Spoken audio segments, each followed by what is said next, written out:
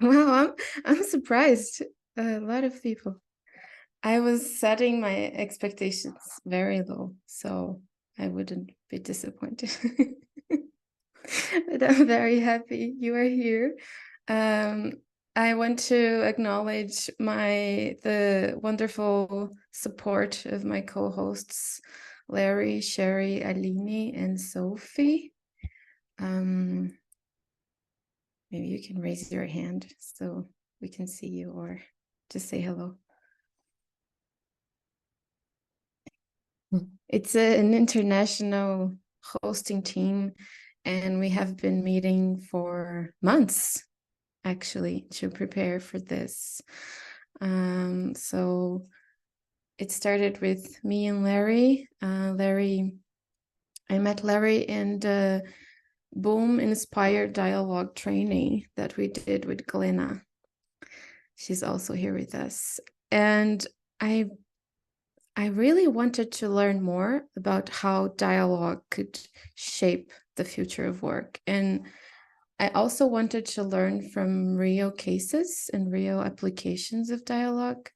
So this is how this investigation started. And I started interviewing and like reaching out to different people, interviewing them, and slowly inviting people to come and bring cases. We're going to see very different cases, different dialogue styles, and from all around the world, especially Europe and North America. And well, I'm from Brazil. I'm here located near São Paulo. Aline is my friend from São Paulo as well. And Larry, Sherry are in the US and Sophie is in Germany. So it's a very international team. Yeah. And we're going to have a moment to check in a minute. We're going to check in breakout rooms, and you're going to have a chance to really settle and share a little bit about why you're here, where you're coming from.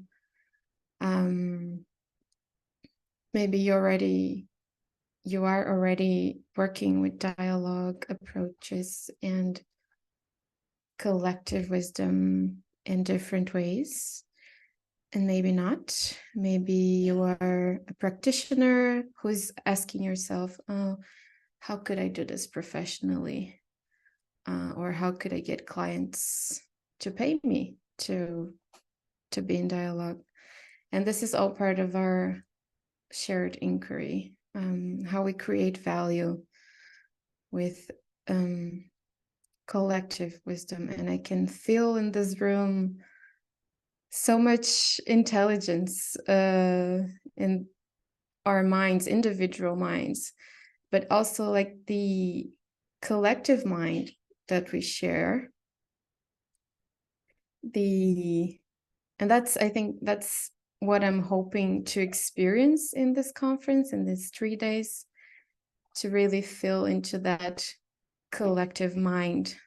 And that's why part of our inquiry question is about thinking together. So really tapping into that shared mind that we have and the thought process we go through and how we create meaning and what are we thinking about the future of work. What's on your mind? I'm very curious what's on our mind. And so we're going to have 3 days, 3 Wednesdays that you registered for. And each day has 3 different cases that we're going to learn from. And in July 3rd, we're going to have a flow game session. If you're interested in bringing a personal inquiry, we're going to have simultaneous groups playing with the flow game. And it's an opportunity for you to bring your personal inquiry, really. So what's puzzling you? What's if there's a project you're putting out into the world, or if you're in a transition moment. So bringing to your personal sphere and how you are creating your sphere of influence. And I like the word influence. I think I was nudged to change the word influence. I think a few times, maybe, like, why influence? Why do we want to influence anything? And I let influence be there, because I do think it's, at least it's really strong for me as an inquiry. And also what it means. What does it mean to influence the future with dialogue? Yeah. So for the check-in, we're gonna have a chance now to check in. And let me give you clear instructions for your breakout room. You're gonna be with 2 other people in your breakout room. And each one of you will have 5 minutes to share your story, share a little bit of your context. There is a question for you.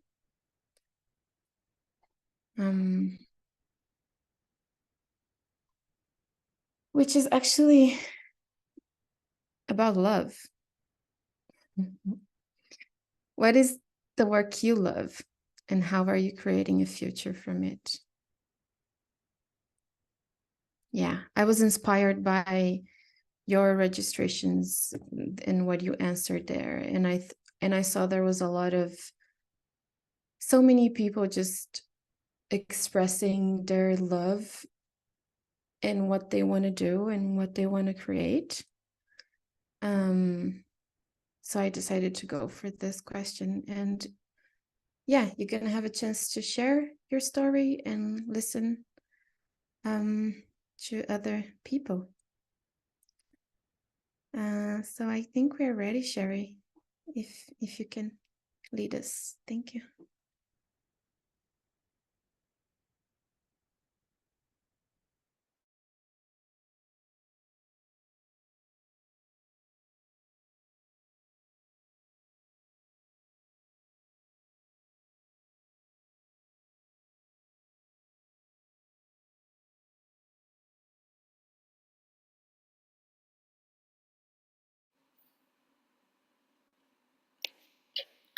Amos, hi.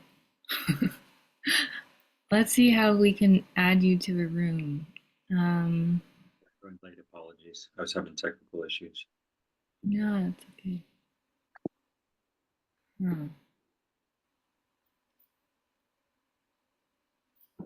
Let's see.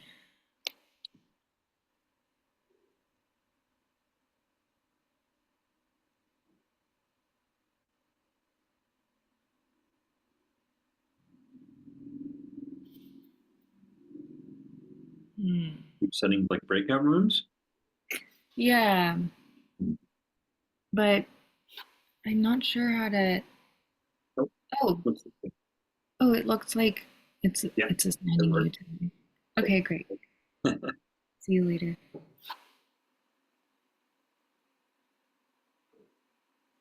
Hey, Karen, are you there?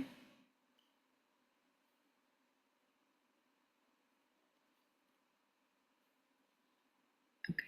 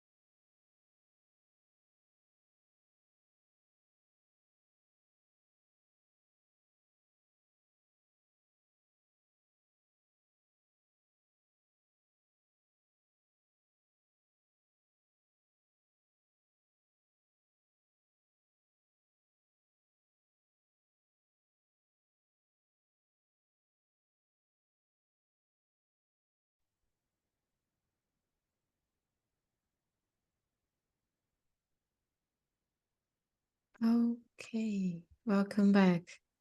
Sorry, I think we were interrupted, but it worked. We're back. I'm seeing new faces. Hey, Ria. Hey, Amit. Hey, Karen. Yashada. Mike. Carol. Okay, so now we're gonna have a chance. Valerie and Con. Hey, I'm just seeing everyone. We're gonna have a chance now to quickly share. Let's hear some voices.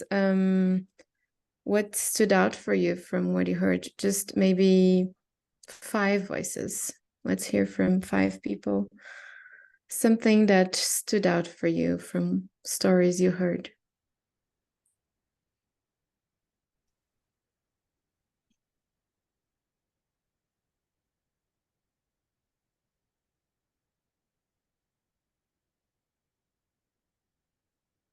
One thing that stood out for us in our breakout room was that it feels like everyone being here feels like we are moving together, and like we're trying to like sense into something, and like find something, and like how that in itself feels like a beautiful process towards what could be the future of work.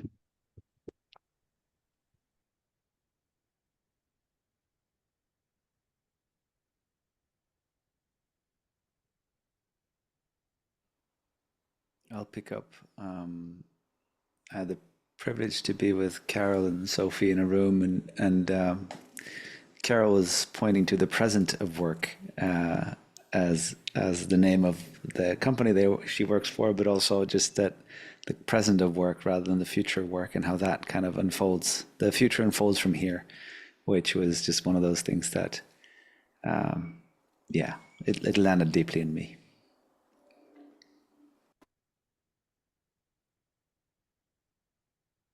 I can take over from here. I was together with Larry and Liz, and I think the key words we had together in common was to build and to spread more openness, to build and spread more community, and to make a difference from the people that we were working together with.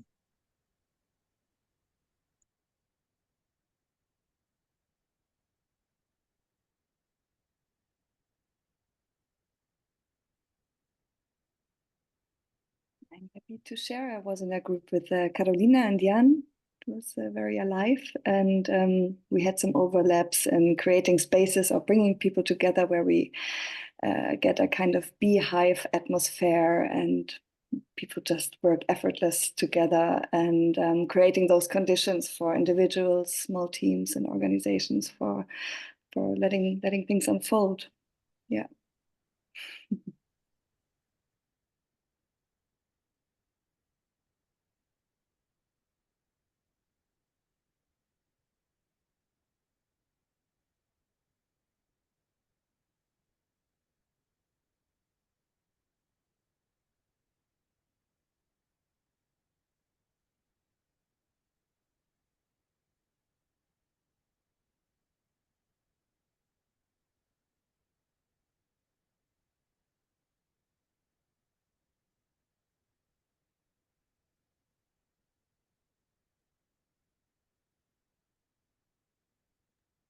Okay, I think this group wants to be very punctual, so we're gonna start on time with Cheryl and Tada.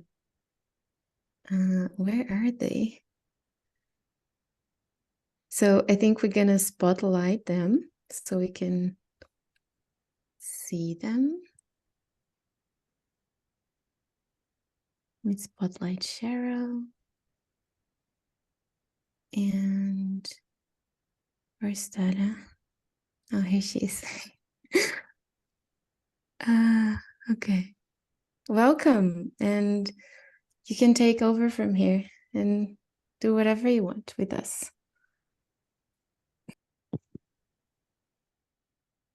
Hello. Thanks, Amanda. Hey, Cheryl. Do you want me to kick us off, Cheryl, or do you want to kick us off? I'm happy to kick it off why don't you kick it off, actually? Okay. Well, hi everyone. It's it's lovely to be here. Yeah, I see a few familiar faces, but lots of folks that I've never met before. And yeah, I guess I'll maybe start by introducing myself. My name's Tara. I'm joining you from Edmonton in Alberta, which is in Canada. It's kind of the farthest north big city in Canada. And yeah, I'm here with Cheryl, my dear friend and colleague and collaborator. We're going to talk to you about a project that we did that's still unfolding in mysterious ways, called Toronto Imaginal Transitions.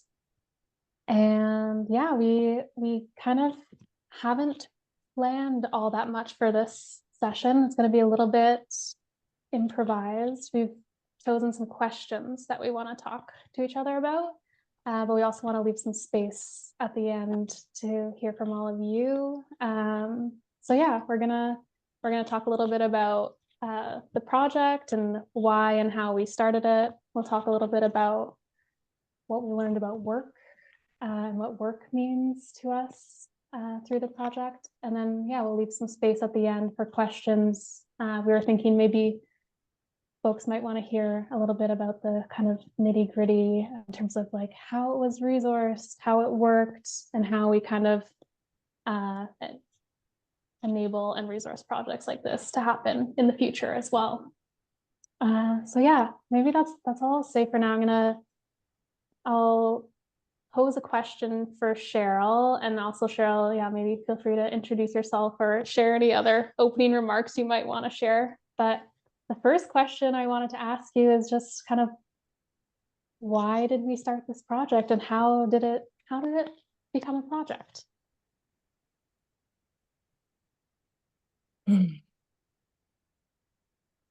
Yeah, maybe I will introduce myself just to contextualize where I am and also the field that I feel to be in with Tara and all of you right now.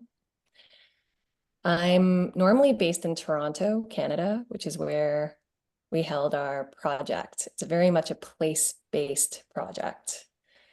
But currently I'm in rural Vermont. So there's something really wonderful about actually bringing a kind of quality of land and spaciousness to this time that we're holding. And also, I noticed the quality that we really wanted to bring, Tara and I, to this conversation and this dialogue is for the two of us to just like jam like we do as friends. And that really is the beginning of our project. We had originally known each other from our master's program. We both did a degree in strategic foresight and innovation. And both of us were working in, you can gesture towards it as like complex systems change in various ways of really, like, I think, sensing into how whole systems can really come together and see itself. And that could be through cross stakeholder dialogue, but that was like really the space. It's like, how can complex systems really see itself and move through process and change? And we were both really nerdy as well. Like we fell in love with like theories like transition design, and kind of like both had a kind of deep love for models and theory, but a deep desire to ground it into reality, to feel it living in relationships, and to feel it like impacting not only this kind of abstract systems level, but actually like, how does this show up in the way that we interact with our families, with our neighbors, with folks that are very much intimately close? So when Tara invited me, she was working with a foundation called the David Suzuki Foundation. And she invited me to a cafe. So we just showed up at a cafe together, and she said, just work on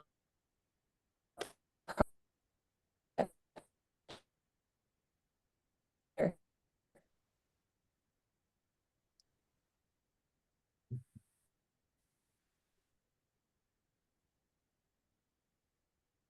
I'm gonna give Cheryl's internet maybe a little minute to see if it comes online. And also maybe turning off the video might help. Around economy. It's really, the reason for me is because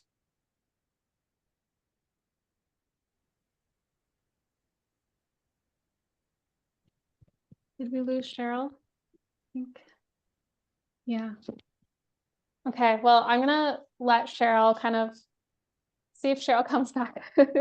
But maybe while we're waiting for that, I'll share a little bit about the origin story of this project from my side of things. So yeah, Cheryl mentioned I work at a organization called the David Suzuki Foundation, which is an environmental NGO here in Canada, one of the bigger environmental NGOs. And we have a project or a program that's about kind of the interaction between the economy and the environment, and how our current economic structures and economic system constrains our relationship with nature, land, the planet in a very specific way. And that in order to transform that relationship, we need to be thinking about the economy. Hey, Cheryl. We lost you for a second there. about that. The nature No of being in worries. rural Vermont is very inconsistent internet. I was just sharing a little bit about my side of the origin story. So maybe I'll just like continue and then pass it back to you.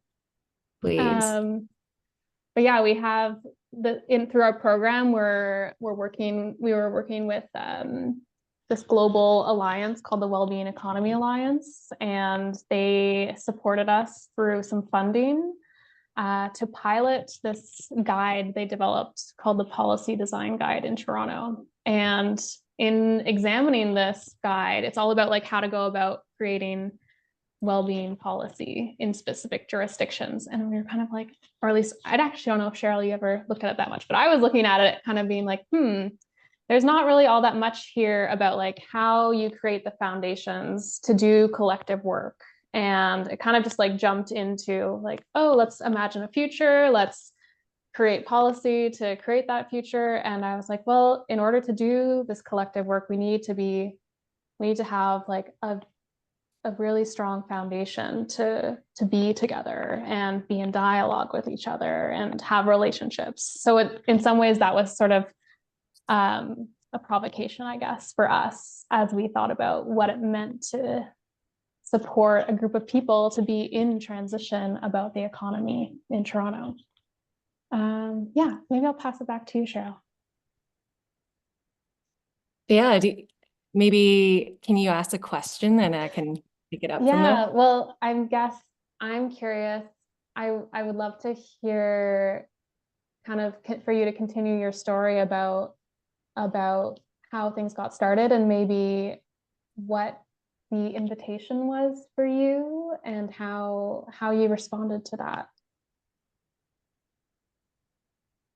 Yes, I think something that felt so unique about the invitation was so often I would have clients or potential clients come to me, and there would be a strong sense of like a strong kind of constraint already around what the solution's supposed to be. So there was already kind of like an orientation to, we know what the problem is, and we are hiring you to basically bring us to a solution.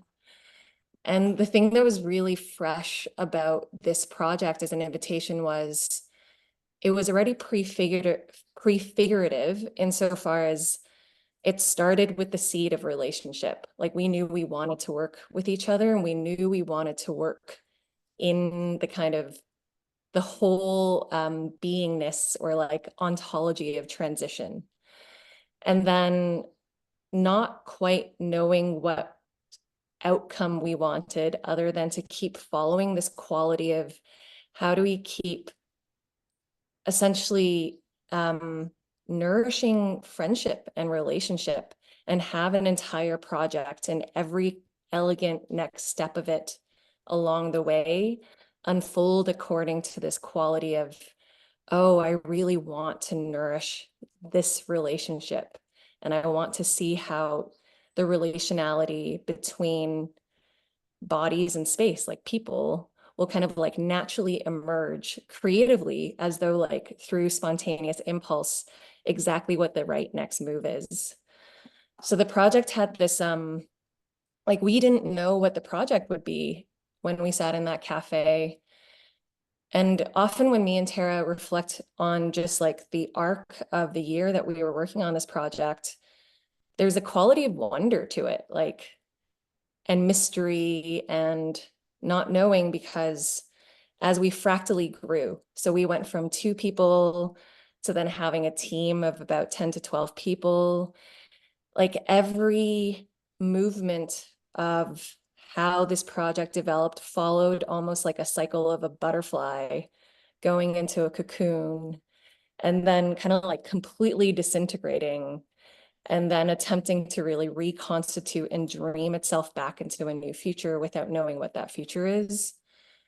So even though that was the metaphor that guided the whole project, we had to really surrender as a group to what that means, to really move into a place of not knowing together and to navigate a kind of strategy, like quote unquote strategy, that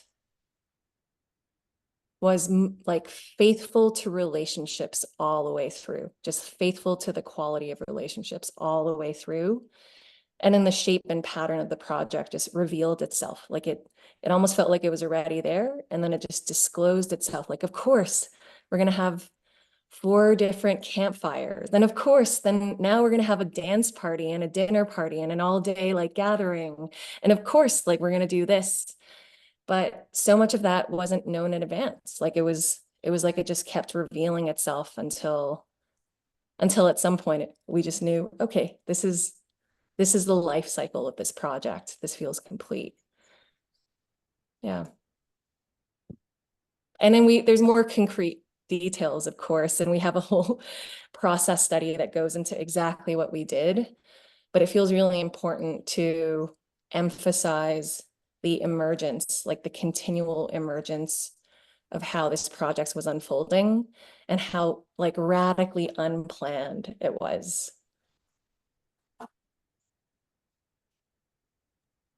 I just put a link in the chat for anyone who's interested in, we put together a report that describes the project in more detail, because yeah, there's actually a project that is very much so based in, I would say, dialogue between Cheryl and myself, and it's something that spanned years, I guess, at this point.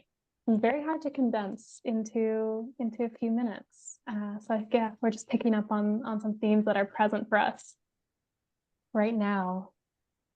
I think I'll ask questions. Yeah. I know the nature of this conference is around the future of work through dialogue. And I want to hear more from you because you're still working in a foundation setting. Like, I'm curious because there was a way in which it felt like you working at the foundation were also almost like protecting and nurturing this pocket of a future that we could hold together. And my experience was that I felt like you were resourcing and protecting the space so that imagination and emergence could actually flourish, and a new form of work, and what work could feel like can express itself through relationship. So I just want to hear more from you around how you bridged these different ways of working and what you felt in the potential of what we were experiencing. Yeah, I think there was like a very distinct role that I was playing in the project, that in some ways I think you could label like mediation or translation between sort of this institution and this kind of like more emergent, creative, community-based project. And yeah, there's this like mediation that happens on different planes as well, like mediation with a funder that was outside of the institution that had certain expectations, coming from an organization that has certain expectations, and then also knowing in some ways that those are things that kind of can like constrain a project or weigh it down, if everyone has to like be attuned into them and be responsible for them. So I kind of took on that role of yeah, holding that responsibility, I guess, and mediating between these like different desires in some ways, and like trying to create a space where we could be creative and like show up and follow paths that felt good to us, where we could be adaptive and kind of change our plans as we sensed into what were the right next steps. So yeah, I think that was kind of a role that I was playing. But yeah, I think there's a lot that that was I guess my work in some ways in the project, was being that kind of mediator, translator, and Yeah. I thanks, remember it being maker. challenging. It was challenging at points to be that mediator. And I felt actually how you had to show up in a way where you had a foot in two different worlds. Yeah. So maybe what did you learn from that experience of having almost like a foot in the future and a foot in the past? That's one way. Yeah, or another way we've talked about it is around like we think about the 3 horizons framework a lot, and I'm sure some of you on the call are familiar with that, but just how there's kind of these different types of systems that are present in the world concurrently. Some are just kind of more prominent than others, and in some ways, and like the first horizon is kind of like the dominant system, and the third horizon is this emerging system, and then there's this transitional horizon. And in some ways, it's kind of like having a foot in the different horizons. And yeah, it is difficult, but also I think part of like a big question in our work was about what is the work of being in transition. And I think there's like lots of different types of roles that need to be played, for a group of people, a community, a city, a society to be good at being in transition. So I think we were kind of through the project trying to learn about that work. What are those roles? What are the skills and competencies that are needed? How do we practice them? How do we become good at them? How do we find pleasure in these different pieces of work? Yeah, so I think that was a big part of it. You also mentioned prefiguration in your opening, Cheryl, which I think is, yeah, maybe that's a term that's familiar for some of you, but the idea of we had this orientation to a prefigurative politics, which meant that we were trying as much as we could to prefigure alternative economies in our work. So that meant like, how do we create a feeling of abundance where people are kind of feeling resourced to do what they feel desire to do? How do we kind of try to think about how we have like contracts and relationships with people that aren't coercive, but are actually liberatory? So these are questions we were sort of playing around with, not in the sense of like, we can create this bubble outside of the current system that doesn't have any of the qualities of it. We are definitely still kind of within that and operating within that. Like we had money that we were dealing with. Cheryl had a contract. I was an employee. We created jobs for the folks who kind of were part of this project together. Like we created actually little mini job descriptions for some teams that spun up. So we kind of played around with that, with the like significance of money in the current economic system, but tried to think about it in a little bit of a different way. And I think that something that I'm still sitting with, and like a question I still have about this transition work, is how to do it in a way that is pushing on dominant systems. Like how do we diagnose whether our work is actually opening up pathways for the kinds of economies that we were prefiguring? I liked, Amanda, you brought up the word influence at the start and kind of like the difficulty with that word. And I think in some ways this work was about reclaiming our agency and the fact that we can influence and that we can push on systems. But yeah, that's a really difficult thing to diagnose in terms of like, is this like soil that we're tending to actually creating space for a different kind of thing to grow? So yeah, I think we're starting to get better at thinking through that. Yeah, we have, I don't know, Cheryl, we have 7 minutes left. I wonder if we want to take some questions. I know that this is a very, like, it's really hard to describe this project and have a sense of what it was like. But yeah, I'm wondering if folks want to ask us any questions about, yeah, even though it's a very still kind of potentially mysterious piece of work, whether you're curious about like how it happened, our roles in it. Yeah, I'll open it up. Can I ask something? I was curious about the initial demand for the project that you got from the foundation, and what were their needs, and how you managed to negotiate and meet their needs as well. And yeah, so it's interesting because there's so many layers of things that were involved. Like there were a group of funders who funded the Global Wellbeing Economy Alliance, who then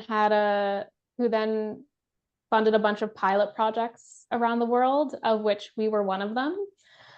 So there was all these layers of translation and mediation of expectations and desires. And I think that we were sort of fortunate in the sense that the expectations were quite ambiguous and open to interpretation. So we were expected to kind of try out what it means to work towards well-being economies policies in a certain city.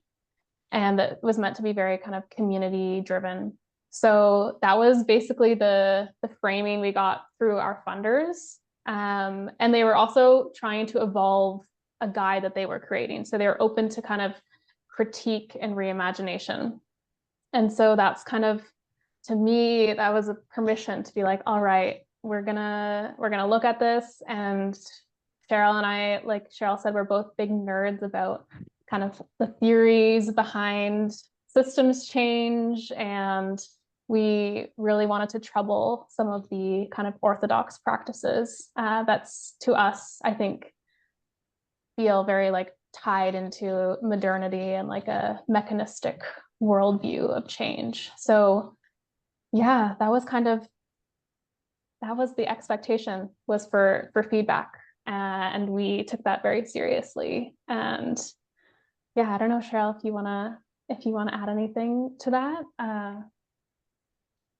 Yeah, I'm also looking at some of the questions coming in, and I'm in particular, it's looking at Narayan's question about the ripples, and Carol kind of describing the observation of the impact of the project. And it is probably something that feels the hardest to kind of reflexively articulate when something demands so much trust from everyone involved, because that which is unfolding is not yet known by anyone. So then like Tara really had kind of like buy-in from her colleagues on some level, like sufficiently. And at the same time, like the point at which I would say I experienced the most tension in the project was when we were attempting to consolidate like these 8 months of magical, like just like naturally kind of, we called it like desire-led unfoldment. Like everything just felt so right, so good. And it was so like friendship oriented, relationship oriented. And then at some point we just needed to summarize like what we did and what the impact is and what our theory of change was. And I noticed something that happening in me where I felt like I moved from almost like this poetic attunement where I was following things like unfolding to more of that mechanistic like justification of impact. Like how do we tell our story in such a way that like our funders will not feel like we just like ran away and kind of did like imaginal play with no sense. I think there was just like a kind of yeah, like a subtle complex that was still around, even though there's something deep in me that knows about the vitality and importance of this kind of like trusting relationships and like trusting where the future is through a different kind of attunement. Like it's a not knowing. There's still like a desire to, there's still this feeling of, oh, but that's like less real somehow, or less rigorous, or less, yeah, less something that just less. So there was some, I remember like Tara and I debriefed it afterwards, but there was some quality of like, I could feel a contraction in my system. Like I need to justify this. And the odd thing is, in spite of all of that, when we share the impact of this project, what really moves people, and we've shared it at we've shared it at numerous conferences and at different like foundations that are looking at imagination infrastructure, like ways to really build back imagination infrastructure into the system, like into our policies and into our systems. The way that folks would actually be moved is not through like any kind of, I mean, I'll just say that we would just tell a story and we would read a poem and we would speak from this quality of dancing with mystery. We had this siren call to imaginal transitions that we would read. And for some reason, that poem, usually in kind of context where folks are articulating crazy, complex, like theories of change, like that poem would be somehow the thing that like moves folks. Like they remember and they come up to us and they're like, what are you working on? Like, what is this? So I think really trusting actually that poetic attunement, and letting everything be guided by that feels like a learning. Yeah, and I know we're probably a little over time, but I'll just add a little layer on there. Because I see a bunch of questions about impact, and I think that, yeah, there's something that like we did create a theory of change for this project, and there's this like very deep layer that I think we're playing with, which like I mentioned the idea of the soil, which is a metaphor we were using a lot. Like we were trying to nourish the soil of transition. And so we weren't necessarily kind of trying to communicate like, oh, these direct impacts happen from the project, but more like putting together a bit of a theory around like what are the things that we need to be doing in order to nourish the soil. And so we talked like relationships were a huge part of that. And that's something that we can talk about now afterwards, but we're not really directly working on this project anymore, but there's still so much that kind of we can point to afterwards. It's like, oh, wow, look, these people, they're doing something together now. Or, oh, look, like these people are going to each other's events. Oh, there are these projects that are emerging because these people have a different quality of a relationship. So I think there's there's stuff like that that we're still unpacking, like, what did this project do to us and to the people who are involved with it? And yeah, whenever we get together to chat about it, we see these other things that have kind of, it's like, oh yeah, I think that might have been a ripple, that might have been a thing. So yeah, we're still trying to tell those stories to ourselves, figure these stories out. But yeah, maybe I'll pass it back to Amanda, because I know we could keep chatting forever about this. Thank you. Thank you so much. Yeah, it's really good to witness the quality of your relationship also, and how there is curiosity, even now between the two of you. Yes, thank you so much. I think there are so many good questions still to be answered here, but I think many of them could be also answered in this beautiful PDF you shared with us. And maybe is this project still ongoing, or is it over? That's a good question. It's an open.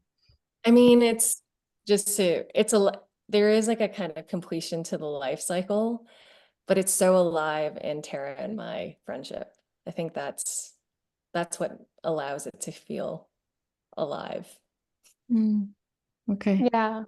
And we have there was a whole group of people who are involved who kind of continue to pick it up in lots of different ways. So I would say my answer would be, we're not like actively trying to build the container anymore. And we're sort of like, let it go in a way. Okay. Thank you so much for sharing your story. And now we're going to have a break, and we're going to start again in 6 minutes to respect the time with Amit and Niels. So see you in a few minutes. Thank you.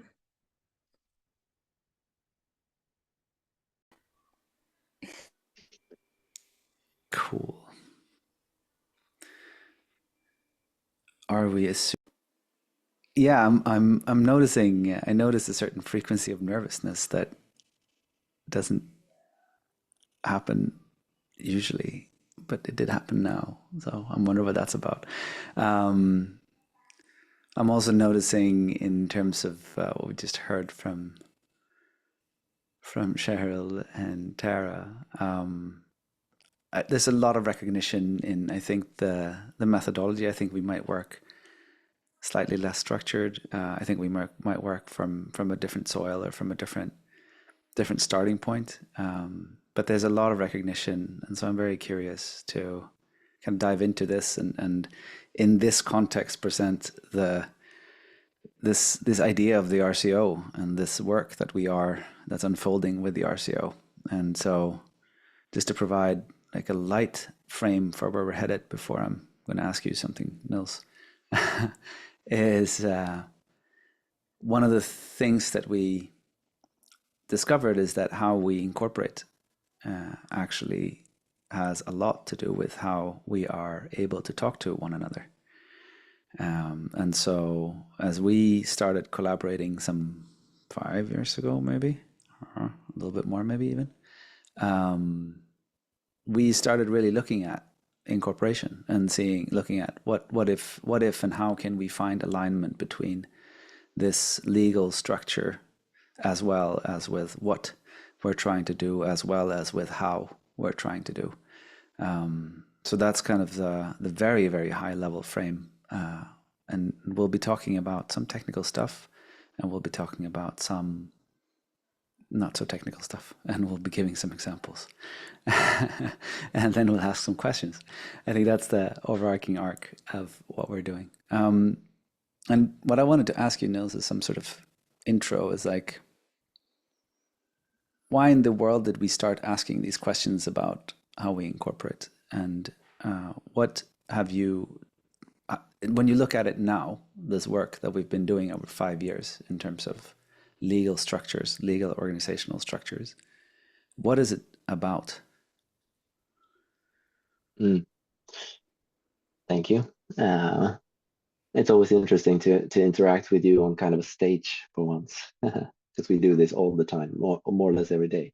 And I think that's a pattern that we can see in Cheryl and Tara as well.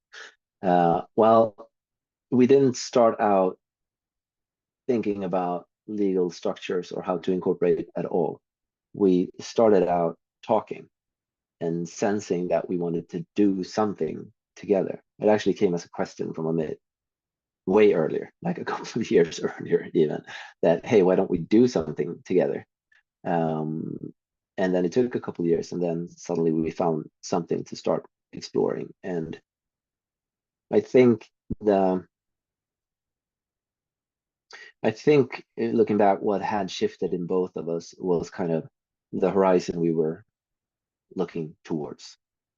I had been looking towards horizons of mostly creative entrepreneurship, mostly for myself, mostly wanted to just create cool stuff and put it into the world. And if I could make money and find success in it, fantastic. But my vision started shifting a little bit. And I think that's somehow where we met. Like, we didn't say it like that, but I think between the lines, we were kind of asking each other, like, are we looking at the same horizon? Like, we want to go somewhere differently with our entrepreneurship, because we both have a deep background in business and entrepreneurship. And then we tried to figure out what we wanted to do. And we both had the habit of creating companies. So it quite quickly centered around, we should probably create a company, because we had done it so many times, a habitual pattern in both of us, because that's how we have learned to do things in the world. And then in that process of both finding out what we wanted to do, the question appeared kind of as a side note initially, that it just didn't feel as if what we were trying to do fit in any of the legal organizational structures or designs that we were familiar with. And I had the personal experience of having co-founded or co-started about 20 companies, and had seen firsthand that my passion or drive or purpose always got lost along the way somehow. And I didn't really, it took me a while to understand why that was. And one of the, it's not the only thing, but one of the sense making insights for me was that, well, it gets eaten by the system somehow down the line.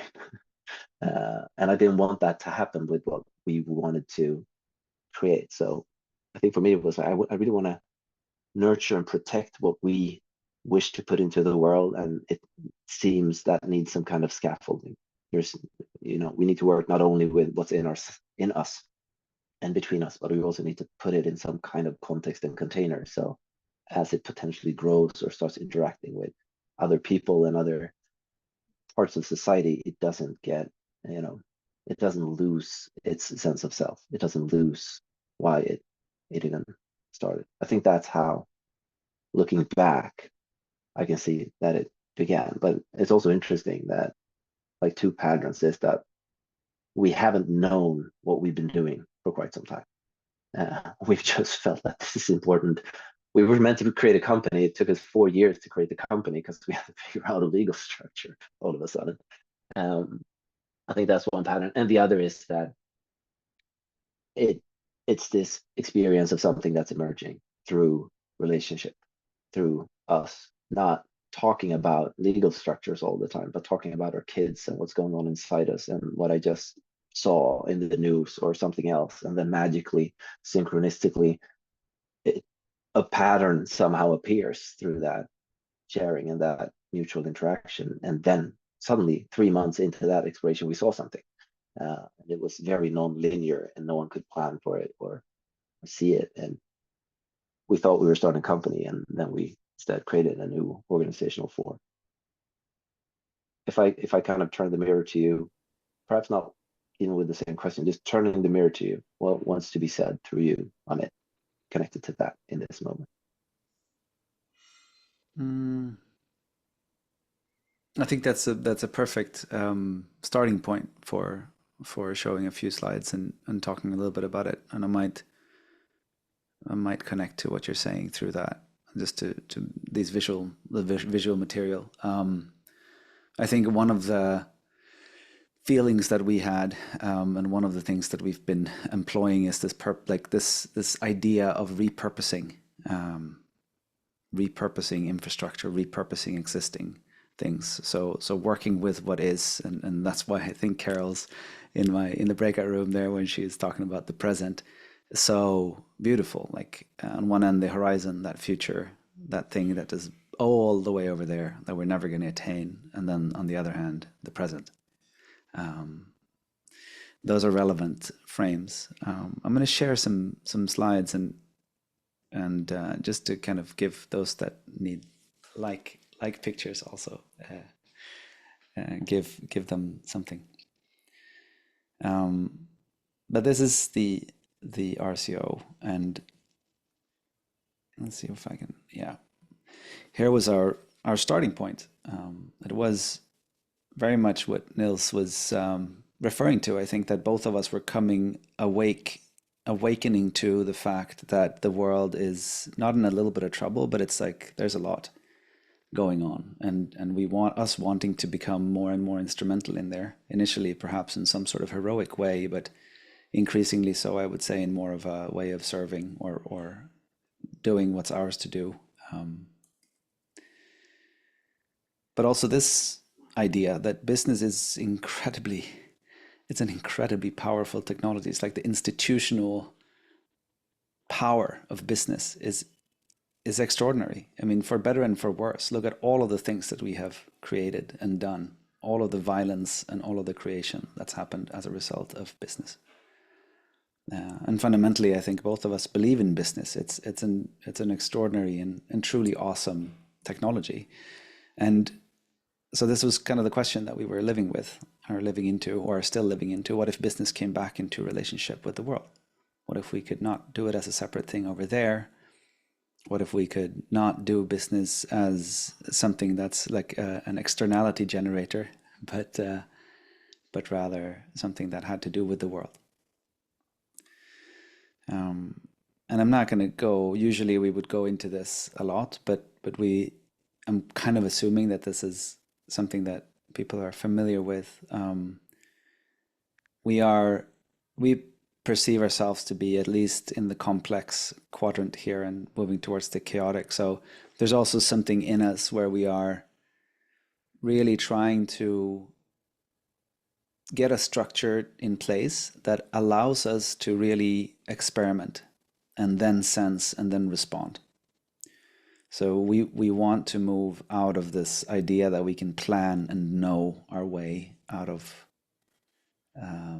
where we are at the moment, and like move into this sort of complexly informed structure. And we could talk more about this if this was a bad skip through it, then so be it, and we'll explain more of it on questions. But I think we're really trying to foster this possibility for inquiry and foster this possibility for not knowing as a core principle of how we build our businesses. So scaffold what needs to be scaffolded, what needs to be nurtured and protected, as you said, Nils, but not more than that.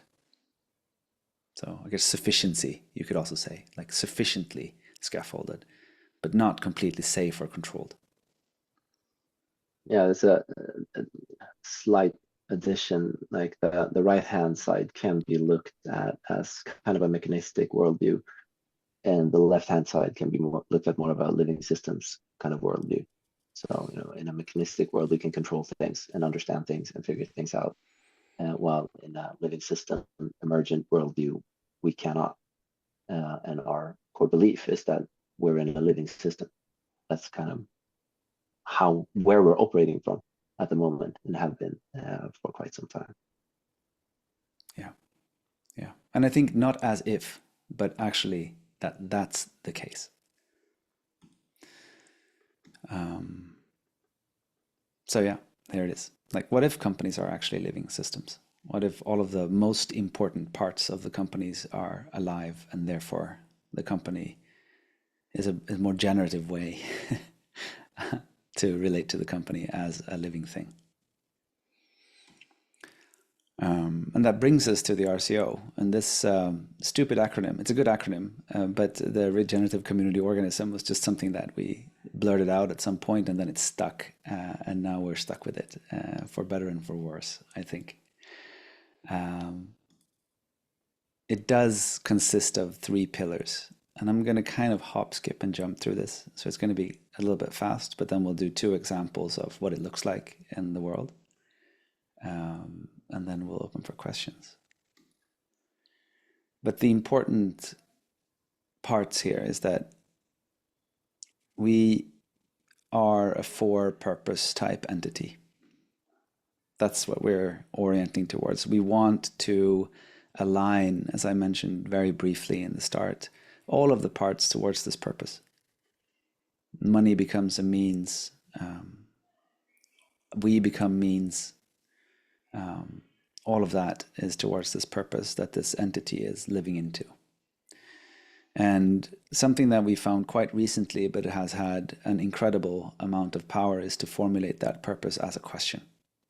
So it's not a purpose statement, it's a purpose question. And something really happens in terms of attractive power when we formulate something as a question. There's a space left that can pull people in, that people can fall into, and start discovering and participating in a different way than you can with a statement.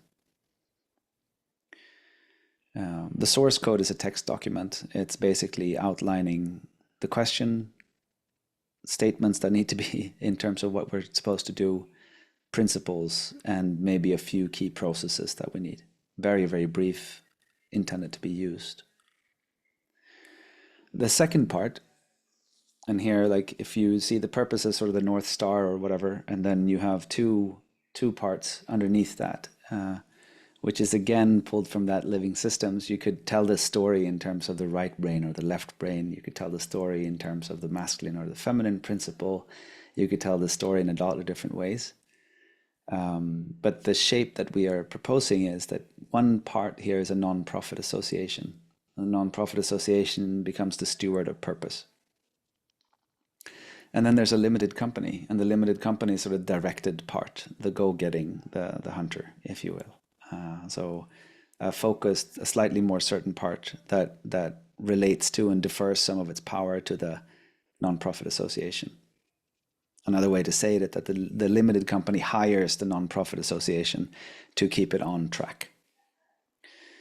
So there's a shareholding that happens in the non-profit association.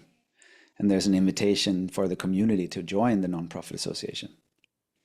And the nonprofit association kind of holds some stopping power. It says it has a veto over change of purpose. It has a veto over investors that come in.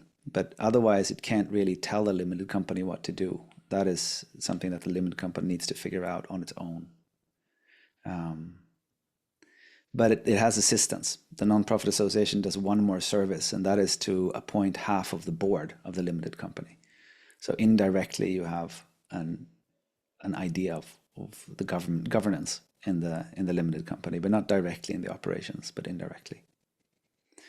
So this sort of self-balancing, autopoietic, or opponent processing entity is what we're hoping generates a better outcome for whatever we're trying to do in this entity. And then finally, we're proposing, since we're talking about living systems, we're proposing a life cycle. So we're saying that this thing lives.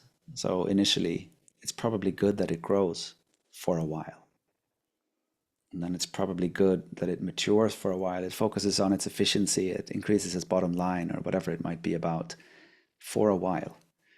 And then it might need to live in a bigger entity or a bigger family or another unit.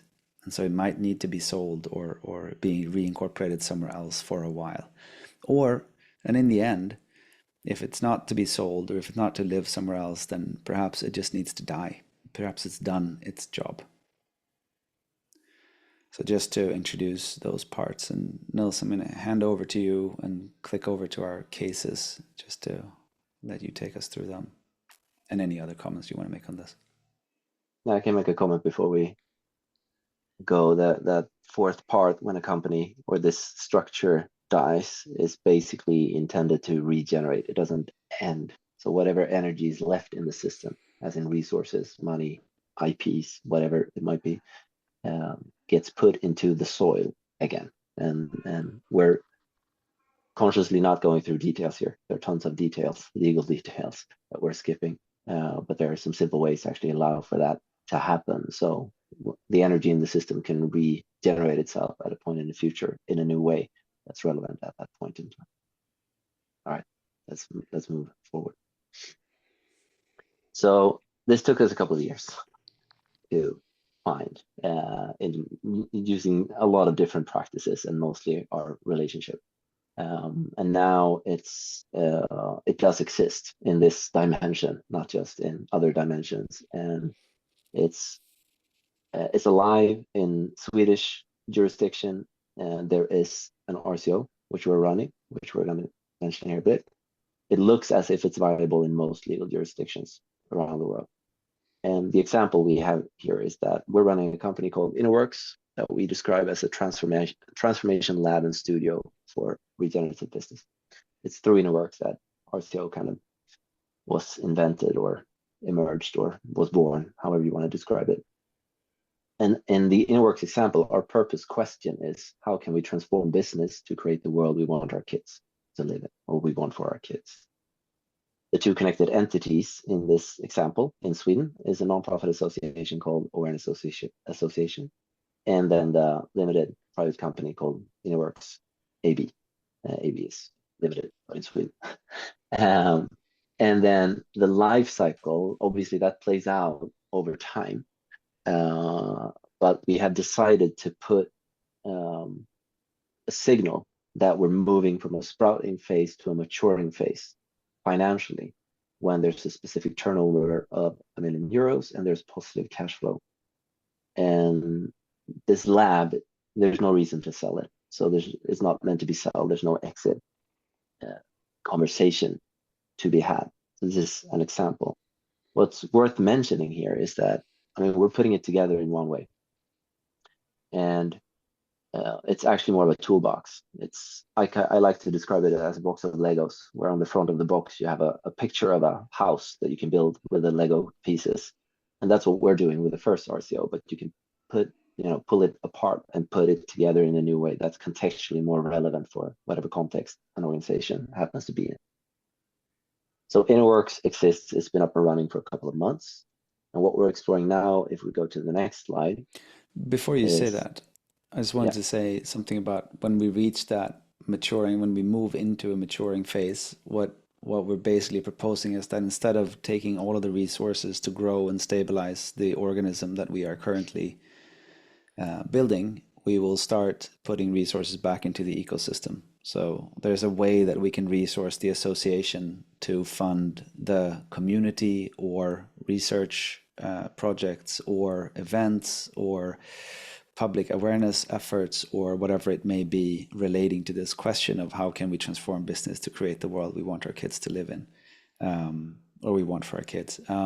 So there's that's what happens when we reach that. That's why we are putting up this. The €1 million is a relevant benchmark for it to do the work we need to do. That's sufficient for us in terms of financial capital, and then we'll start resourcing the ecosystem with excess capital after that. So to say, I just wanted to add that. Thank you for adding that, because it allows me to also add that since we then put energy back into the question, and the question is always what we look at and what's driving us.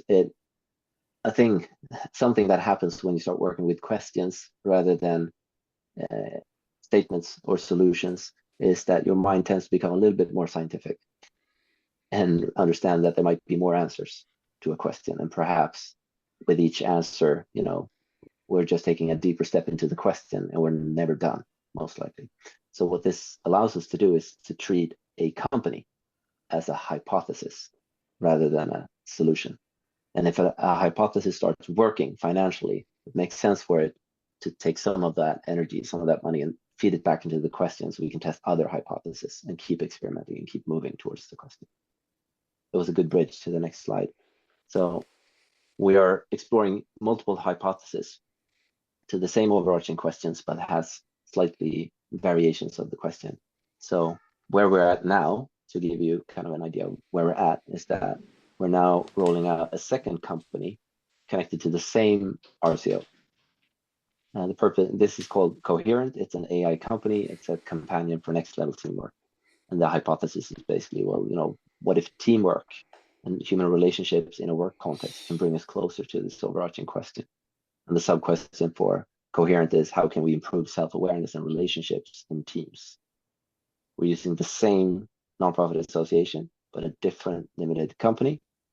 This company has a different life cycle design. So there's a turnover and a positive cash flow signal, but this is also a company that can and perhaps needs some kind of investors. So with the investments, we can also look at what is the value growth or the value increase that we foresee, you know, could act as a signal for when we're mature enough to start sending some of the energy once again back into the center, back into the question. So I think we might have a picture of the idea of adding more companies to the same question exactly. So what this actually allows us to do is run multiple hypotheses, create multiple companies, startups, all working towards the same question, but they're completely different companies, different solutions, different business cases, different founder teams, different investors, whatever you like, but they're all connected to the same question through the same RCO structure and the same nonprofit association. And they can come and go, and they can die and wither away, and it becomes, in theory and in our minds and hearts, it becomes more of an ecosystem where there's connection, as if we're all plants in a meadow as companies, rather than just separated, isolated things working on solutions. I'm going to stop there. Amit, anything to add?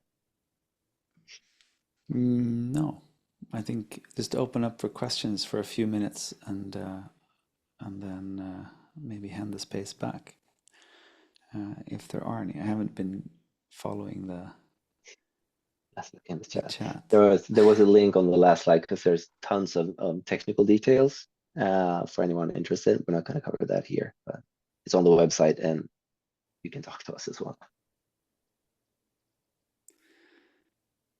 Yeah, that's a really good question, Xavier, in terms of whether the OpenAI's sort of failure to do the nonprofit thing has an influence. We've been thinking a lot about that.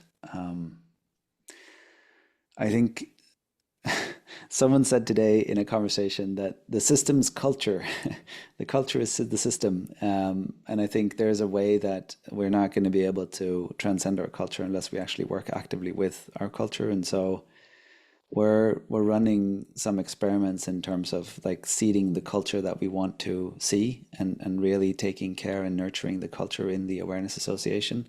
That's an ongoing activity that we have, and hopefully we won't.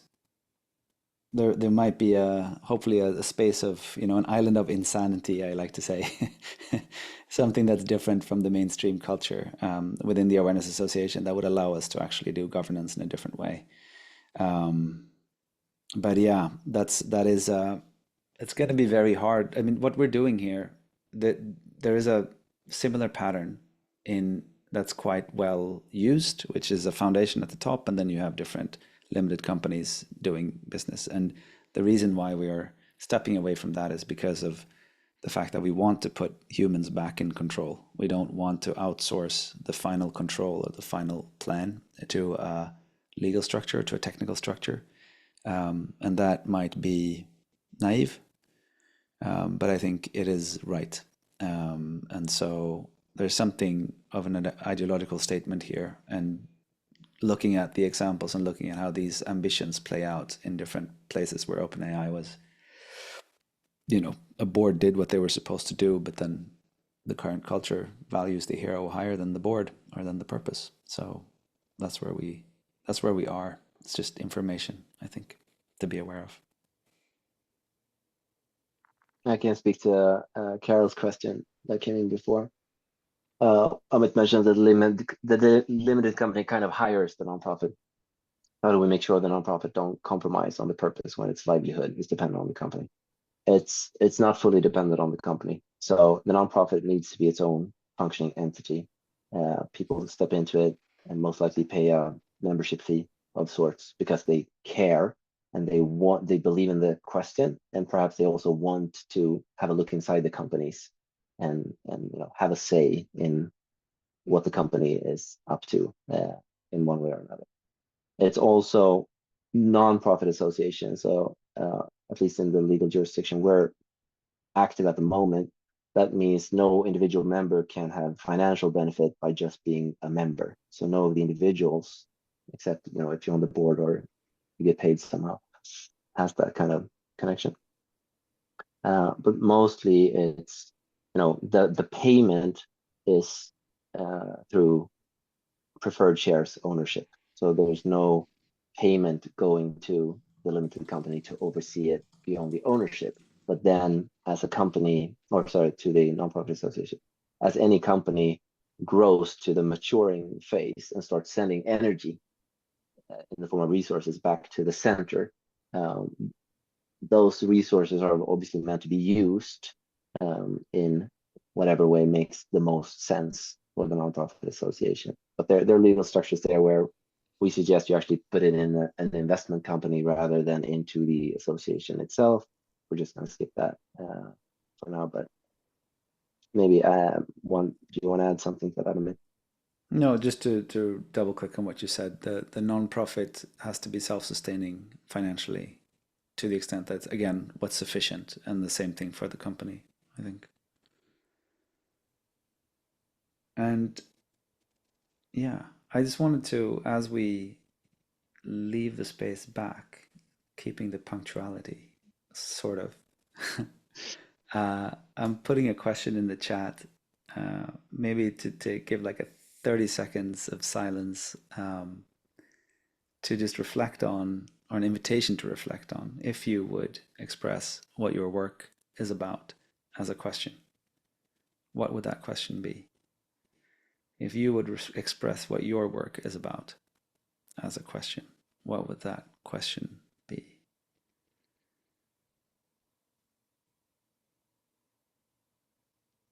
And if you want, you can post it. You can just keep it to yourself. Do whatever you want.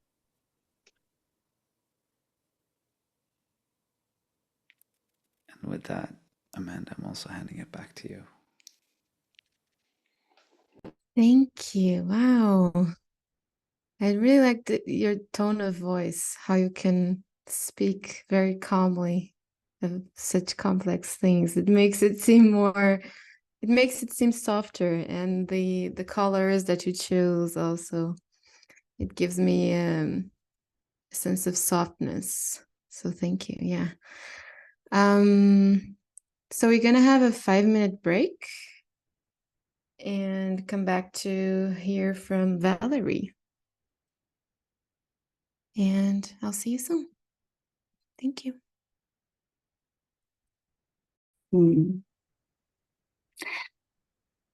Yeah, thank you for that moment of silence and reflection before our meet. Always nice to have this little reflection space. Yeah, I want to introduce myself to you. So my name is Valerie, and I'm based in Germany, in Brandenburg, close to Berlin. And I'm working for a research institute for sustainability in Potsdam, as well, close to Berlin. But I live in Eberswalde. That is a small town northeast of Berlin. And there's a little university for sustainable development. And I did a master's degree there. And before I did that, I did a bachelor degree in international development in Vienna. And that was a study on global inequality research. And during this 3 years of the bachelor degree, I got very cynical, realizing that foreign aid often is actually contributing to issues rather than like transcending itself. Like the best thing for foreign aid would be not to need it actually, but there's often mechanisms that create dependency. And after my bachelor's degree, I decided to step out of the system. I was very angry and cynical. And I decided to leave Europe. And I had the privilege to travel to many countries and dive into the world of permaculture, and did a yoga teacher training, and just worked on farms, and was living with the flow, so to say. And at one point I was in Nicaragua, and I got to know environmental activists there who were very afraid of their lives and of their life, of their families, because they protected a piece of land for to not be deforested. And meeting those people made me very humble. And I decided to return back to Germany, make use of my bachelor degree, and move into the direction of sustainability, because I wanted to contribute something to the world and use the privileges that I have in the system. And realizing that just because I think I'm out of the system doesn't mean that the system will go away. So I decided to come to do that master degree and then leave Germany again. I was somehow very angry with Germany as well, due to its history and as well economic dynamics. But I realized that it is a form of like a sort of running away, and that these issues might just follow me.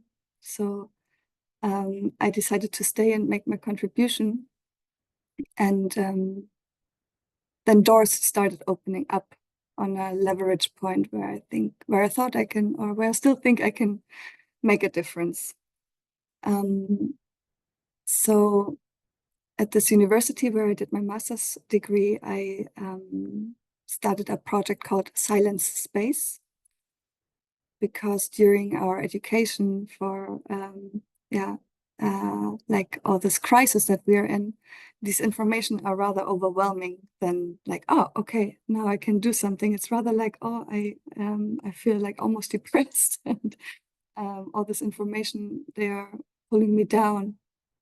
So a friend of mine and I, we decided to create that space at the university in form of a yurt, where we can practice being in relationship with ourselves, and to have this space free of technology and free of input, and where we can just practice being ourselves, and as well inviting circles on talking on climate grief, for example.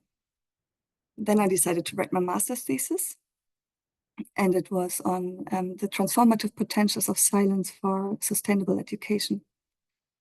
And my supervisor back then, his name is Thomas Brunn. He is a research group leader at the research institute that I'm working for now. And he supervised my thesis. And a year after I finished, I got a phone call of him saying he's opening up a new research group, and if I'm free to join that one. And this is how I having the role that I'm inhabiting, and that I'm the playground, so to say, that I have the privilege to explore, and that I'm going to share with you today. So in the sustainability discourse these days, the word transformation is very highly used, and like sustainability as well, kind of can become an empty shell. But still, in that space at the Research Institute for Sustainability, I met people who, and as well in the first talk it got mentioned, no, we know about the problem, but how can I become a part of the solution? What inner transformation processes might have to happen that I feel resourced and that I feel able to make a change as well. So I would like to share my little presentation with you, just for a small check-in with a buddy that I will invite you to have.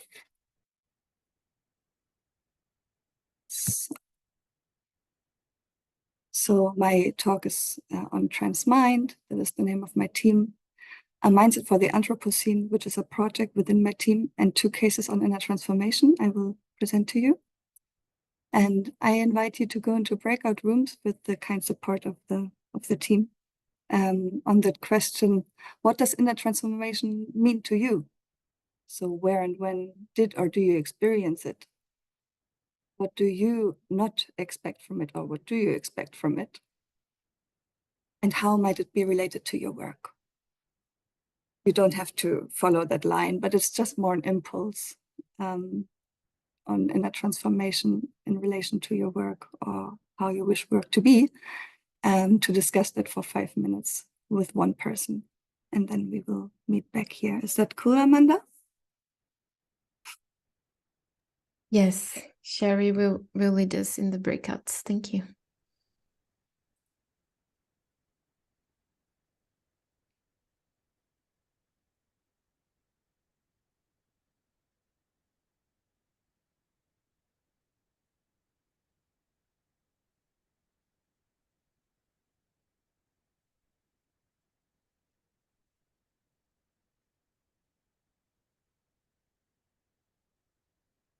So we don't need to check the presentation anymore. It works.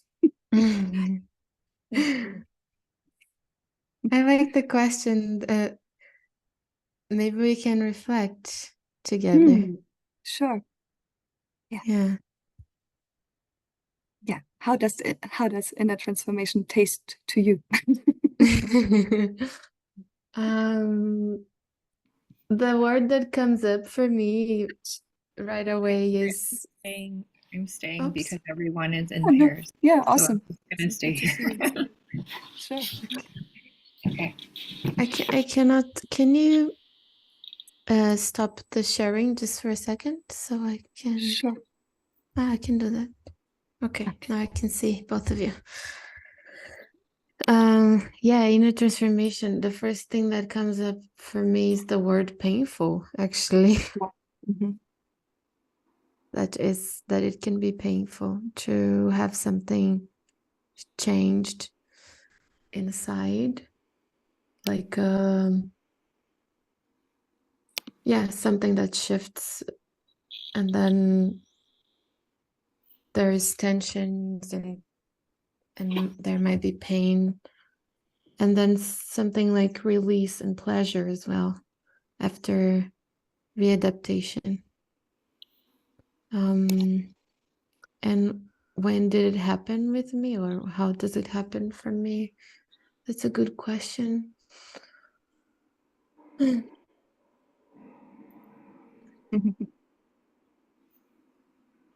I think the thing that is being transformed right now is around a behavior, or yeah, it's a behavior pattern of starting to ask for what I want in partnerships. Wow. Yes. Yeah, it's a courageous step, isn't it? And I can relate to the pain that comes with it. Hi, Ola. Everyone else is in. Yeah, you can stay with us. It's just a few moments. No. Yola. Yeah, we talked about what inner transformation means to us. Yes. Yeah. Do you want to share something? Yeah, sure. I was gonna say that, like, I was in a breakout room with Carol, but then something came up for her, like, she suggested I come back to the main room. Did you hear that? Am I audible? More or less. Can you repeat?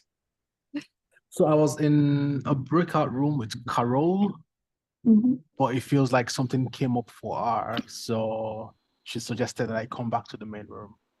Okay. Oh, okay. Yeah, Amanda just shared something interesting that I would like to refer to. That often a transformation process starts with a sort of pain or an ache, but I sense that this is as well a state when we really want to change something intrinsically, and not because someone outside tells us to, yeah, you should, or it would be good for you if, but this is really when it comes from here, it can as well be the other direction and like pure joy. You know? But it's quite often that the drama or the pain brings us to, wow, this needs to change. And then, yeah, be very gentle with that process, with that, like change needs time, right? And yeah, it's like just something we don't talk about often in society, and especially not at work. Although it's really important to ask ourselves the question, what does that have to do with me actually, in order to be authentic wherever we are. Yeah. That resonates. Because yeah, it's often like if it's personal inner transformation, it's like it's either it's a breakup, a very painful breakup, or death, or just going broke, maybe loss of job or something like that. Yeah, there always feels like there has to be something like just, you know, like this devil's fuck that like just nudges you and say like it's time to change, you know. And yeah, I agree with the fact that like it takes a lot of work to like just stay in that patience of letting that transformation happen. Because like sometimes we just want to run through it or like rush through it. But I agree that yeah, sometimes we need to take some time and like let what wants to happen happen. Yeah. So thank you for sharing this, Philina. Sure. Are the folks more or less back? In 10 seconds, everyone will be just Javier came back. I would invite them to, like you did at the beginning, Amanda, 2 or 3 sharings. Yes. And as Go well ahead. Yeah. Welcome to share in the chat. I see some smiling faces, and of course, never enough time. But good to have you guys back. And I would invite you for 2 or 3 little impressions that you gained from that very short conversation. Is there anyone wanting to share something what inner transformation means to him or her? And just go ahead.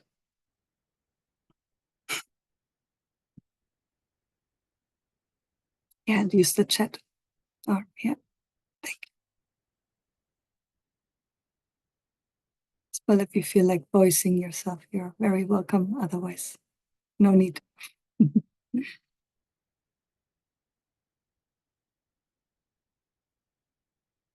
I can share through voice because I found it quite interesting.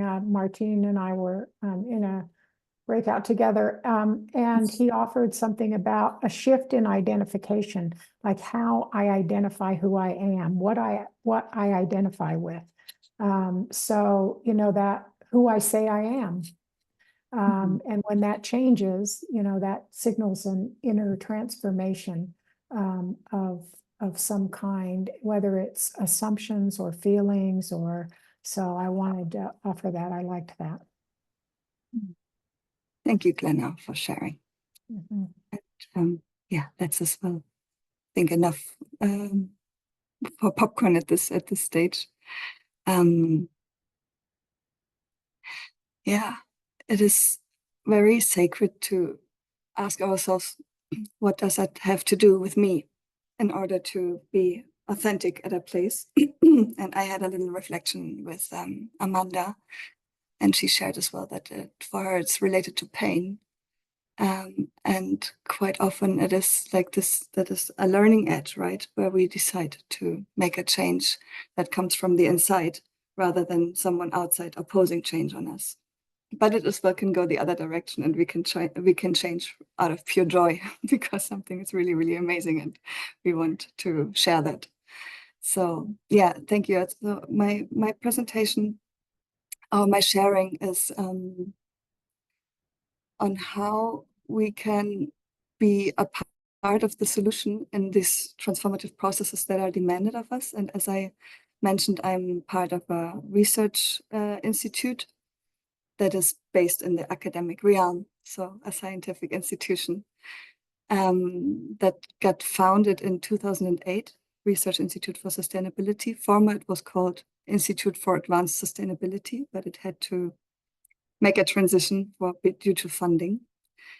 And I will share my screen again to keep you a bit up, to keep you with me, so to say. In Germany, it's already 9 o'clock in the evening, and it's been a long day. And for me, sometimes it helps to have some lines and some pictures that take on that journey. So I would like to share with you the story of Transformative Spaces and Mindsets, the research group that I'm a part of. As I said, it is a research institute based in Germany, and it is governmental funded, founded in 2008 as an experimental platform in the service of the so-called transdisciplinarity, because out of the realization that we can't solve the problems on our own, it's good to exchange from different disciplines, as well as from the societal sector and from politics, to gain better understanding on how to deal with the multi-crisis that we are facing. And finally, in that institute, there were natural scientists, like physicists, like my research group leader, Tom, he's a physicist. And they realized it's not about this accumulation of information anymore, but rather what we do with that information. How do we deal with that? So then now it becomes, for me, interesting. So knowing about the problem and how to become a part of the solution.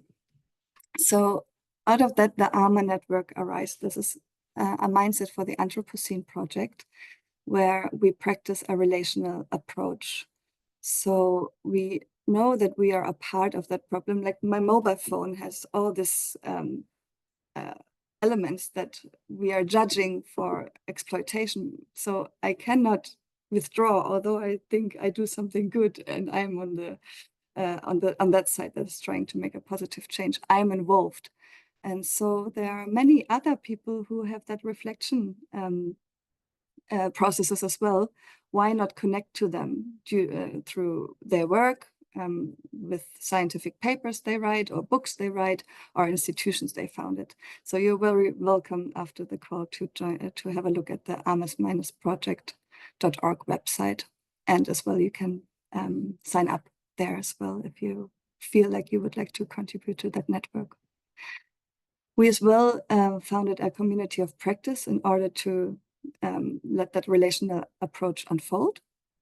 So as I already said, it's very desirable to have as many players and people, stakeholders, however you want to call it, playmates from different sectors like the academia, the arts, the public sector, civil society, spirituality, and business.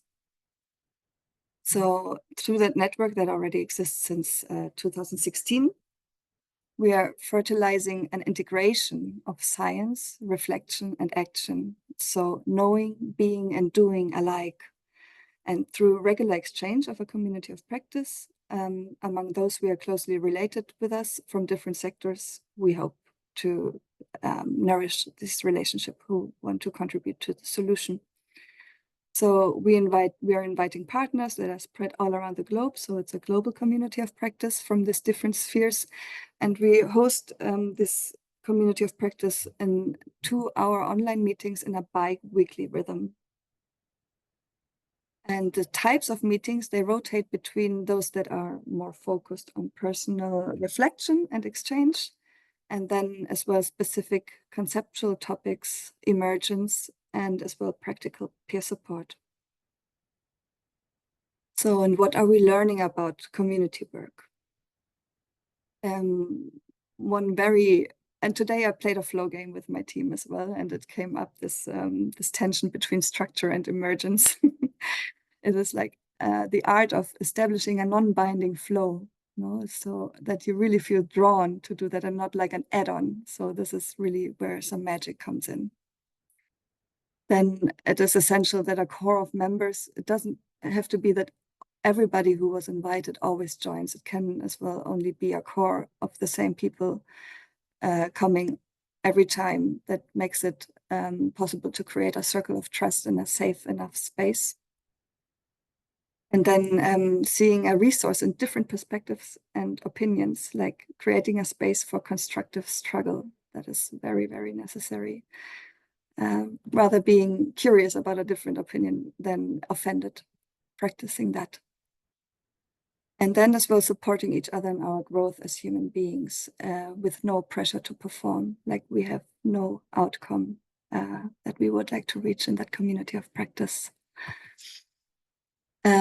So the current community of practice is the second cycle that I'm hosting. And the title is Societal Transformation as a Spiritual Practice, because finally, we realize that it's way beyond this information and our roles, but rather our, what does it mean to be human these days? And we asked the people in the spheres of action science and spirituality where they would place them. And it's really interesting to see that on their current journey, they experience their focus totally in the middle, rather drawn to that realm of spirituality, like the curiosity on exploring what is spirituality and what are my practices regarding to that. And as well, a good learning is to see that that shifts actually within the participants happened and that relationship emerged. So this is where we start singing, so to say. Then, so my team, the Transformative Spaces and Mindset team, is a group of so-called frolics, friends and colleagues. So we, in our team, practice almost the same flow as we do in the community of practice, with the exception that we have a weekly check-in each Tuesday for half an hour where we ask each other how we are here today. So what is alive in me today? With the second part on what do I need for my work to be done. So we try to really see one another in when we start working together. And then in the afternoons, we are circling around a weekly rhythm of a discourse space. So we are a scientific institution. We need to talk about what's going on in certain discourses. Then as well as strategic space where we see what would we like to move forward, where do we need some energy. Then a peer support space is like, okay, I have a facilitation going on next week. Can you help me making an observation so we can make sense out of that? And as well as social space where we might just go and have an ice cream together. And that's working time. And that is very transformative for German working culture, to say. And finally, as I already mentioned, what we are sitting with these days is exploring the potential of the tension of structure and emergence, because we need structures. But finally, the most interesting things are what is really moving us. They emerge, right? Like we cannot plan them. So we are practicing reflection and action, so to say. We are so-called action researchers to make science not only be in books and in papers and in policy reports, but as well to make a contribution to civil society here and now. And there we are focusing on inner transformation within institutions. And this is quite important to think inner and outer change together, because we want to break out of the dichotomy of only the inner transformation is important. You know, it is interlinked, everything together. So I will present you two cases that we are involved in these days. So one is the co-creative dialogue and reflection space, in short, the CCRDS, that has happened in the last 5 years at the Conference of Parties of the United Nations, so at the climate COPs. So here you see a picture of not the last one in Dubai, but the one before in Egypt, in Sharm el Sheikh. And there we rent a space, my research group and I, where we actually fetch people on the in the hall. Like, it is a really intense place, the COP, where people are with their big mission of saving the world, not knowing how. and being overwhelmed by information. And we offer self-reflective practices for on a daily base on several points a day, where we can come together and have a sharing circle. We talk about one topic, or we do a meditation and focus on what is alive in me right now. So this is something where as well a few papers have been published, and how the discourse on inner transformation enters as well the academic realm and is not anymore something esoteric, not to be talked about. And just last week, I went with Thomas to Brussels, to the European Commission, and they founded a Center for Organizational Transformation that has the mandate to help transform the European Commission by founding a cross-cutting unit that should work as an insourcing element of the European Commission. So to have a hub inside that you can, there are all these different DGs in the European Commission, Director Generals, and that they, when they have a problem in facilitation, for example, with a partner, with an external partner, and they need facilitation, they can come to that Center for Organization Transformation and ask, can you please facilitate a session for us? Or can you tell me what is going on in that DG? I need the knowledge of this and that person. This center is only 1 year old. It doesn't show in this big chart of the European Commission, so it is still not known to many people of the European Commission. And for us, it is a very beautiful story, because finally, Transmind, what we are supposed to do is as well transform the scientific institution we are working for, like they are supposed to transform the organization of the European Commission from within. So it's not only our inner change, like myself as an employee of that institute, but as well, it can take that meta level of an organization needing to change from within the organization. So it's very multi-layered.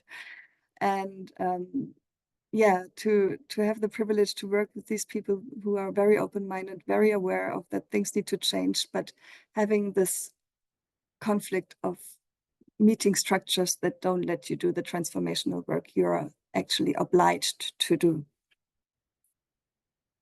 So finally, I would like to know what, if you have any questions, first of all, and I will stop sharing my screen. Here to Zoom, sorry. Amanda, you can do that, right? You can stop my screen, thank you. Thank you. And thank you, Valerie. I'm curious. Yeah, I'm curious about one thing. You mentioned that your team today was having a session, a facilitated session also to work on something. And I'm curious about how it was. Yeah, so like we did for the European Commission last week, that we came in as external facilitators, because usually they do facilitation on their own. An external flow game host came into our group today, because we had 2 team days in a row, and we crafted a team question which took forever because our work is so complex, and we are quite in a shift of our team these days. But as I already mentioned, we try to create a playground in a quite rigid environment that is very hierarchical, the scientific system, and as well need to give ourselves some structures to have a safe container. But finally, all of us want to be free and see what is really alive in me and wants to happen through me, without having to bend to some authority. So this is really the tension that we are sitting these days, this tension of structure and emergence. And it was a very, very beautiful flow game hosted by Belina, who is based in Berlin as well. Very, very nice flow game host colleague. Yeah, I can just recommend it to everyone to invite a flow host to their team if they have the time, and make the time for that. Zhu, do you want to ask the question yourself? Yeah, so for the group, Oh, sorry. It's because there is a question in the chat. Yeah. There we I go. can read it No, how for to, you. Or... Yeah. How to balance inner transformation with developing the relationship with the new self. That is also a question for myself in order to create better relationships. Yeah. So inner transformation work as well as manifolded. I think quite a few of you are familiar with the art of hosting, with the fourfold practice, and the one host yourself. That's how this practice starts.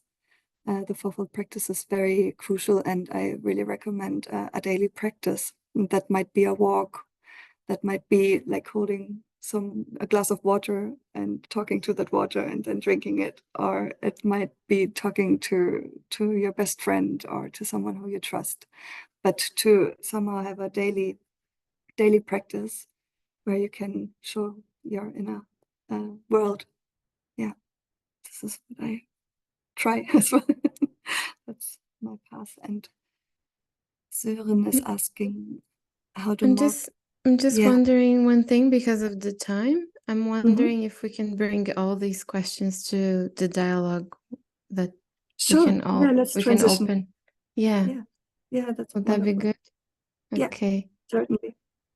So thank you, Valerie, for sharing. Thank you for your time and for the space. Let me remove spotlight. So now we're going to transition into a dialogue. And I want to check with Larry. Larry, do you want to stay in the same group? We're 31 now. Or do you want to move into 2 breakouts? What do you think? Wow. Wasn't prepared for that. Even though we had talked about doing that. I don't. The first piece of energy I have about that is I don't want to leave, but it's a big group and we don't have a huge amount of time. Any energy that we could quickly assess from everyone else in terms of stay together or smaller groups? Okay, stay. Amit saying stay. Let's trust Amit. I think I'd, based on how many ever minutes that was, I'd totally put myself in his hands. So, okay, that's enough stay. I'm gonna pass it over. I just don't. So I'm gonna go ahead. Yeah, I'm gonna pass it over to you, Larry, and you can guide us to the final reflection and dialogue. Yes. So in preparing for this, hello, everyone. I'm just letting all this wash over me. In preparing for this part, I wrote down, well, it's time to move from them to us, which just feels like such a yucky differentiation now. But it is. We want time for everybody to have voice and have some room. And so we're going to do it with the structured dialogue. And in particular, since in the next session, Glenna, who's taught both Amanda and I, as well as gazillions of other people, but her particular form of dialogue that she's been working with for decades that was inspired by David Bohm. So a lot of you would know that, maybe news. So we want to move into that space. We're going to stay together as a group. And I am going to say a couple of words about it. Let's say the people who have spoken clearly have experience around these kinds of conversations, but I'm going to point a few things out. We're moving towards a collective conversation, collective meaning making. And I think it will be primarily still in, divergent mode, meaning we're going to just leave with more questions than we have perhaps, but let whatever collective meaning comes from this exchange emerge for us. We speak to the center in this form of dialogue, and I know it's similar to other practices that many of you have, but the notion of just being thoughtful and careful about not getting into little side conversations and back and forths. So we'll keep our offerings up to the center of the group.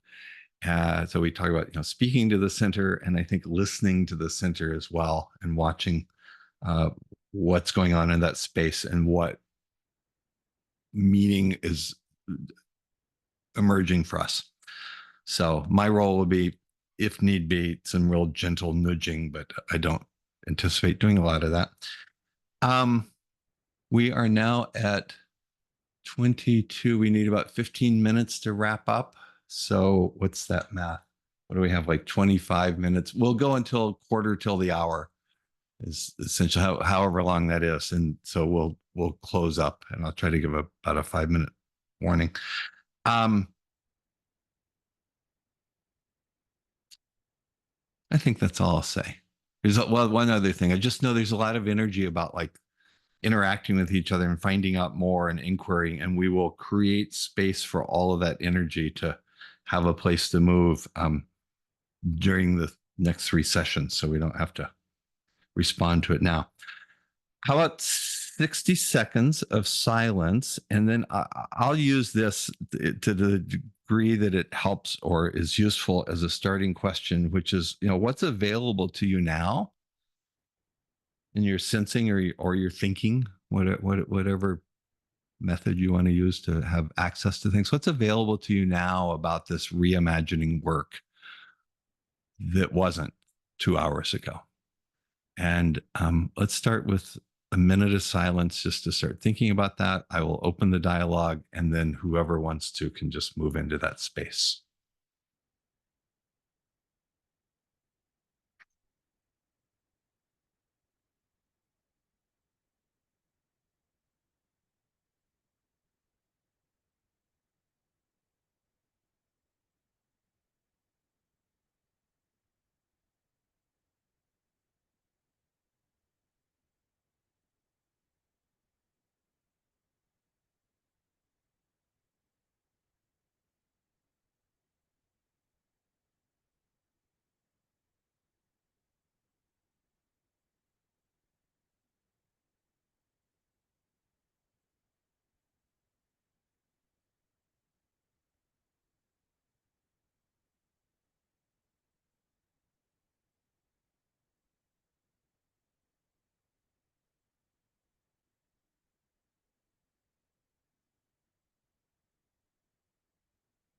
Okay.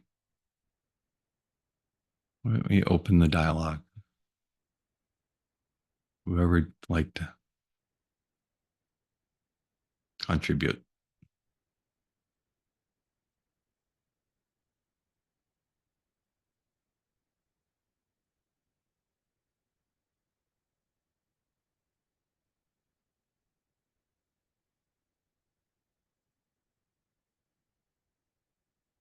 I'll go first. Hello, my name is Yeshida. I'm based in the United States. Something that was new for me is the fact that there's actually an active effort in kind of changing the way the work environment's set up and efforts to encourage transformation on a personal level. Because this was kind of new for me within the last 4 years. Is something I've been trying to prioritize. And it was kind of eye-opening to see how little the people around me were focusing on the same, that they were more focused on other things that society tells us we should need and want, rather than wanting to change ourselves and the world around us. And it got me wondering, like, okay, does that mean that it's just always going to be like this?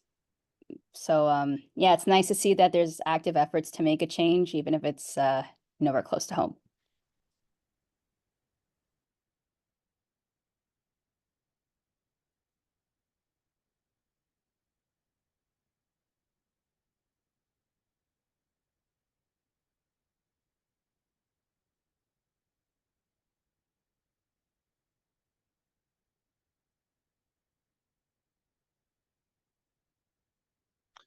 I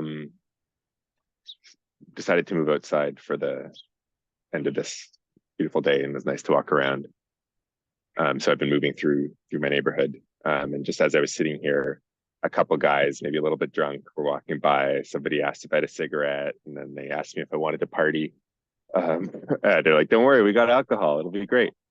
But there was something just about the whole future of work that I'm in a conference, I'm on a call, but there's also a way in which like I'm like out interacting with people in a certain sense. And like I had this feeling yesterday too. I just at like 2, this is all going to seem very liquor themed for some reason, but like at 2 p.m. I happened to know there was like a sake tasting happening at a cafe near my house, and I had a gap in my schedule, and I went there, and it felt like the most productive community building work I'd done all week. Right, I just like met like many neighbors and chatted with someone else. I found out that a guy I see around the neighborhood is going through a breakup, and so I'm thinking about just the sort of spontaneous social connection side of the future of work.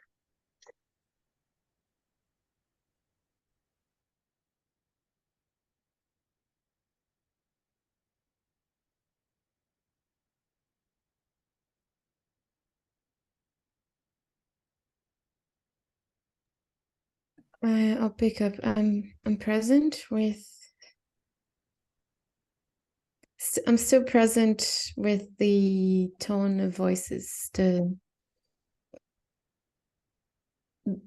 in the tree, we heard from 5 people describing their work and what they do, and I was paying attention to not just the words, but the tone of voice, and somehow that's available to me now.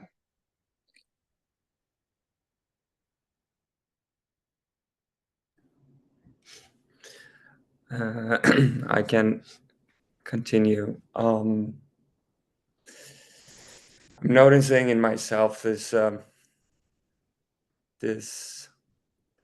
tension or this willingness to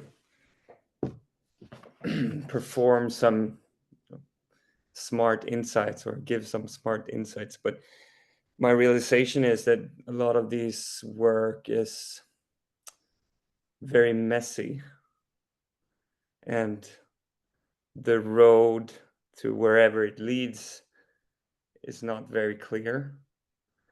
And again, and thinking about how the rest of the world works, as Yashada said, is this it? A lot of the world is rushing towards very specific end goals. So the messy part can or will probably be moving slower. It's just a reflection that I have right now. And the question is, can it compete by moving slower?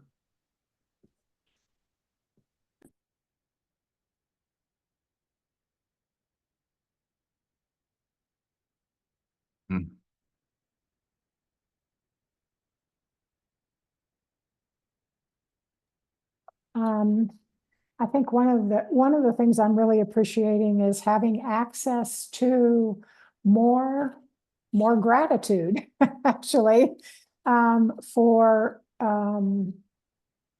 just for the knowing of the work that is happening. As people were talking, presenting the work that you're doing, the questions that others are asking, and just the thinking that is being inspired, provoked, evoked among us, and just how important it is to create these kinds of spaces for people to be able, for you to be able to share, for all of us to be able to share with each other, and invite others in as well. Because I think it's important for us to connect with each other and also to nurture the spaces. I think it has an impact on the much larger collective fields in our world. So I'm very much appreciating that. I was also really appreciating how challenging it was to create a question about purpose without including any thoughts about the solution. So yeah, so appreciating the importance of inquiry. And so, appreciating every single one of you, Amanda and your team for, the invitation, but also every one of us for showing up and engaging with each other. And I think I also am informed, I'm also curious from some of what's been presented around the tension of the question and the telescoping, but also the tension between the kind of predominant or primary first horizon kind of culture that we live in, and wanting to invite openings for new ways of seeing things, and how challenging that can be. And so somebody said, can this different culture compete with the predominant culture? Like, what is it? I guess the question I have is, what is needed for us to be able to actually embrace a level of consciousness where we can see how the current culture and what's emerging are part of the larger whole, both of them, and how might our coming together act as a catalyst for something new to actually come out of that, rather than seeing them as competing in a way that somebody has to win. And you can see that my Zoom has decided to emphasize that. I don't know how to turn that off. If any of you do know how, send me, let me know. Okay, thank you for listening. That was a very timely effect. Yeah, let's create more fireworks, I would say. Actually, I wanted to chip in also with one thing that has become available for me that wasn't before this evening, which is sort of a remembering and a feeling of connection with all the beautiful faces that are now in my screen. I am quite familiar with this little part of the ecosystem of the future of work that is around self-organization and collaborating beyond traditional management hierarchy. And in that, it's often easy to forget that there is a whole world, wider world out there of beautiful people doing this work.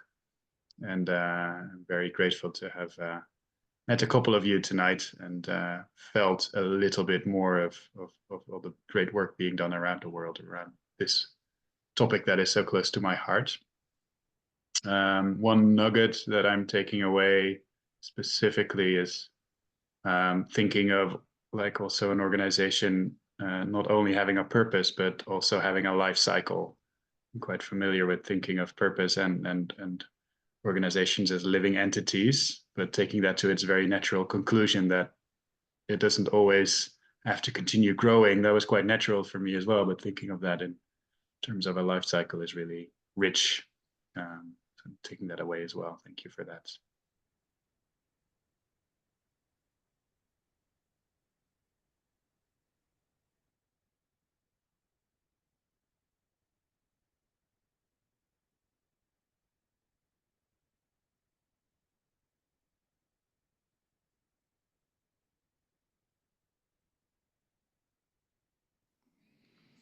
I have something pressing on me, which is sort of, it's a joke. It's kind of a half of a joke. But there's a story of an Englishman lost in Ireland.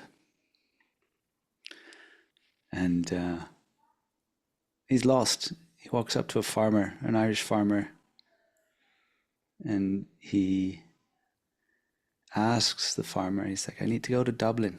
Hello, I need to go to Dublin. Can you please help me? And the Irish farmer says,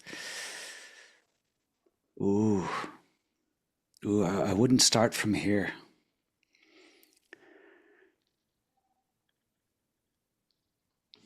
Yeah.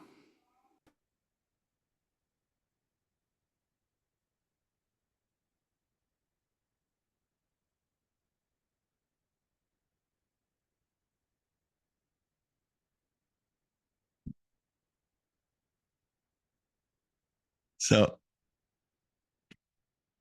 as you were telling that story, I'm writing. There's a thread, and I'm not sure I can connect it yet. But it started with that observation of not the future of work, but the present of work, and something about bringing it in that close. I love can't start from here, or I wouldn't start from here, but that's the only place we can start from, right? So the thread goes through, starts like there, the notion of the complex system, like, looking at itself. So how can we look at ourselves? And it has a couple other stops but then it hit with so there you are standing outside, and the drunks come by and want to engage you, and then there's this thing about, well, no, I can't do that because I'm working, I'm on this call, and engaging with you isn't work, it's not producing value, therefore, and can we go have ice cream and call it work? And part of what another little way stop or node or something in this network that's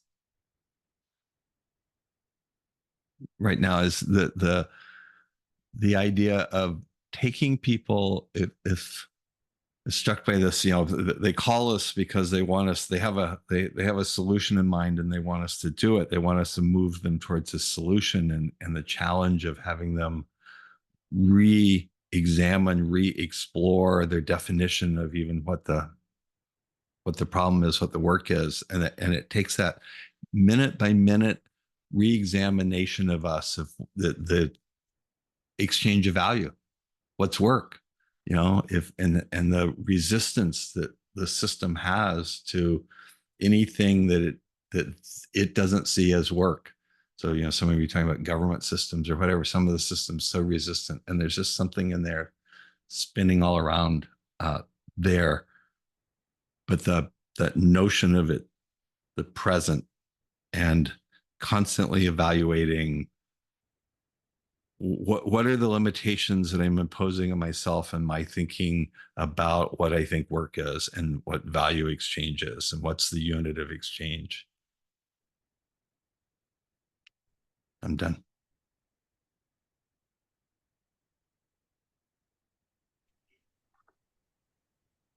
When I hear all these beautiful stories, experiences from all of you, it supports the point in me that if you want to make a change, you have to start with yourself. And to be able to make a change, you have to combine your brain and your heart and your actions. And you can just start in the corner of the organization. Don't asking permission. Don't just start with yourself. Start with the closest colleagues, and then you can make a change by starting there. And it is a well-known point of view, but I think the speeches from all of you today has supported that way of seeing things. Thank you to the organizers. Thank you to everybody.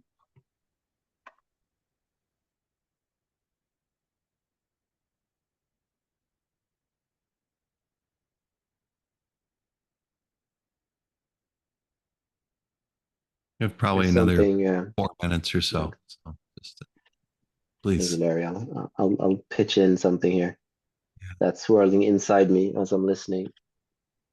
That in my mind, so many connotations to the word work is about creating things and doing things and putting things into existence. But I'm increasingly finding myself realizing that things are not only being created, things are also withering away and dying, and beyond what we can start to do. Also, it opens up something in me when I put my focus to what I can stop doing and just let go of and allow to die, and then just notice what that makes space for. Thank you.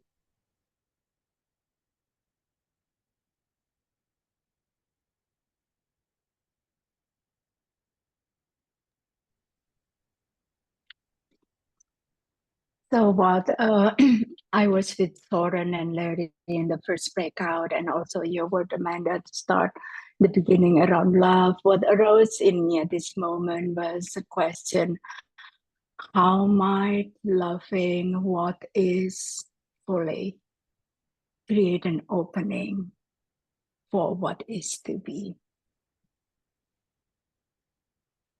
Thank you.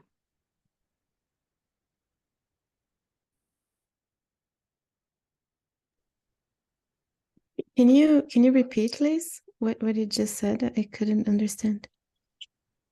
Yeah, how might loving what is fully, deeply create an opening of what is to be?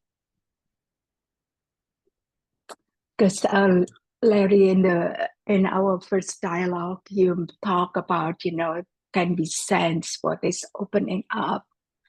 It feels like what allows from some of the talks, what created openings, is a deeper sense of accepting, about honoring the relationship above. It's just this dedication to, in my mind, is accepting. It's even loving what is currently here.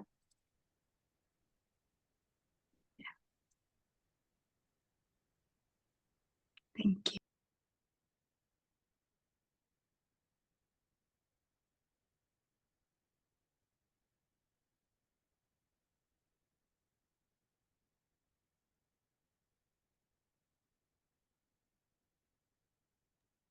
I feel this impulse to share one more. It's also a case, a tiny case, which is my collaboration with Jenna. She's here. And many times in our meetings, work meetings, we finish saying, I love you. And that became like a habit of our meetings. And it's spontaneous, like I just feel, oh my gosh, I love you. And sometimes we text each other, I love you.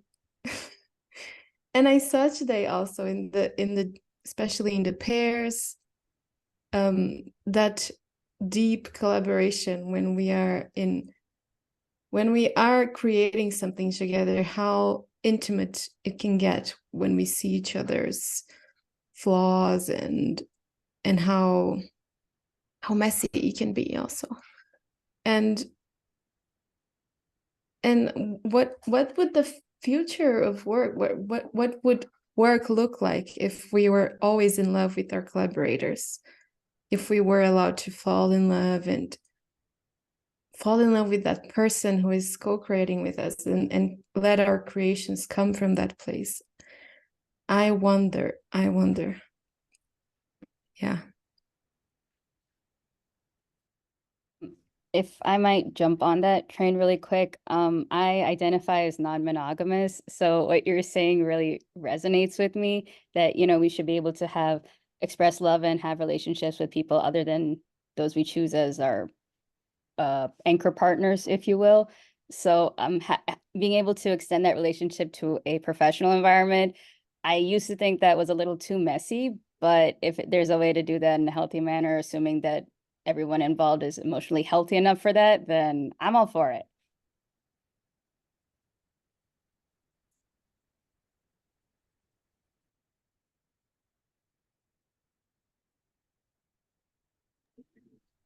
In this tension between the old world and the new, what exists and what wants to be born. With these sorts of practices, because I'll do collective presencing, and I've brought it into some kind of community practice, like tech spaces where they don't know what I'm going to drop on them, and they're like, "Whoa, I had all those feelings I wasn't expecting." That's been fun. But it's something I've never done in my formal workplace. And in my formal workplace, it feels like there's so many other problematic relations of power and exploitation and all that stuff that I don't even think I work in a particularly bad organization, but it's I'm just not going to bring that kind of vulnerability in. It's I'm going to show up and get what I can and do what I can in this space, but I've been noticing, I was talking to someone about that And there's something about, it feels like almost starting with the intimacy, you can then do it. So like my closest business partner, we've been friends since we were 12. And we have this deep, deep trust relationship. And then we've done lots of like, you know, classic normal world work stuff together. We like founded companies and raise money and all that. But we've always had that like relationship of intimacy with each other when we've done it. And some friends that I've been like doing like community events with and doing just pitched like this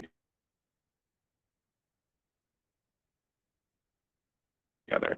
And so there's something in that it feels just start from the hierarchical kind of fascistic structures of contemporary organizations and move to intimacy, but it seems much cleaner to start from intimacy, and then you can, from that place, you can play in lots of different sandboxes. And with that, I think I'm watching time. Call this little quick, light dialogue, lightly held dialogue, not light content dialogue.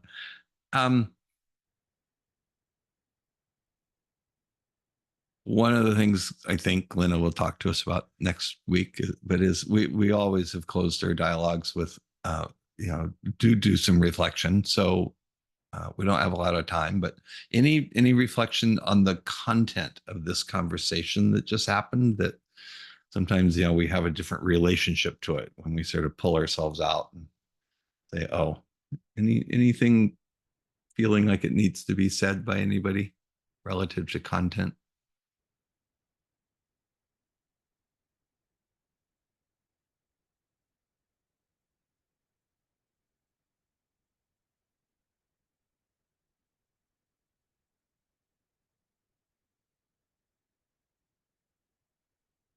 Maybe I'll offer a meta reflection.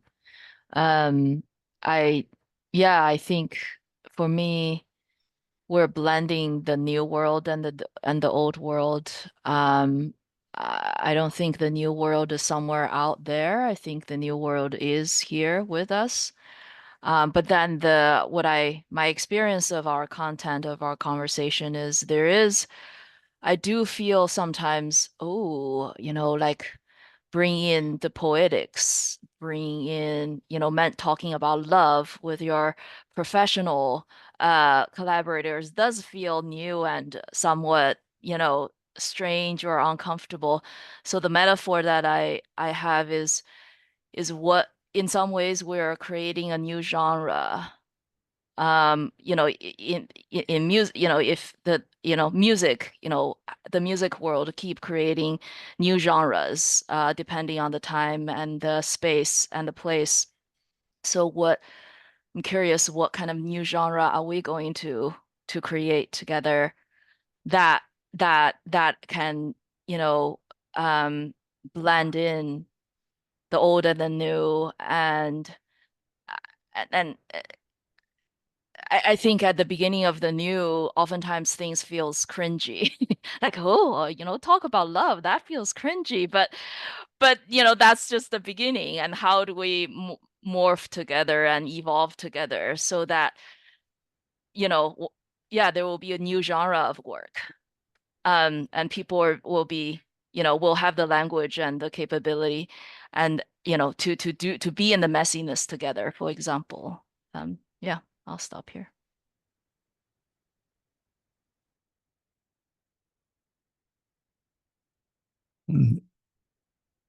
Any reflection on process of our conversation together?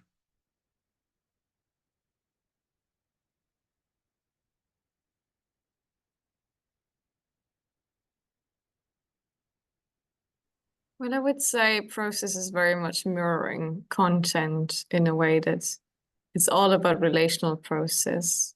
And more we are kind of picking up the threads from each other and finding resonances in what people are sharing.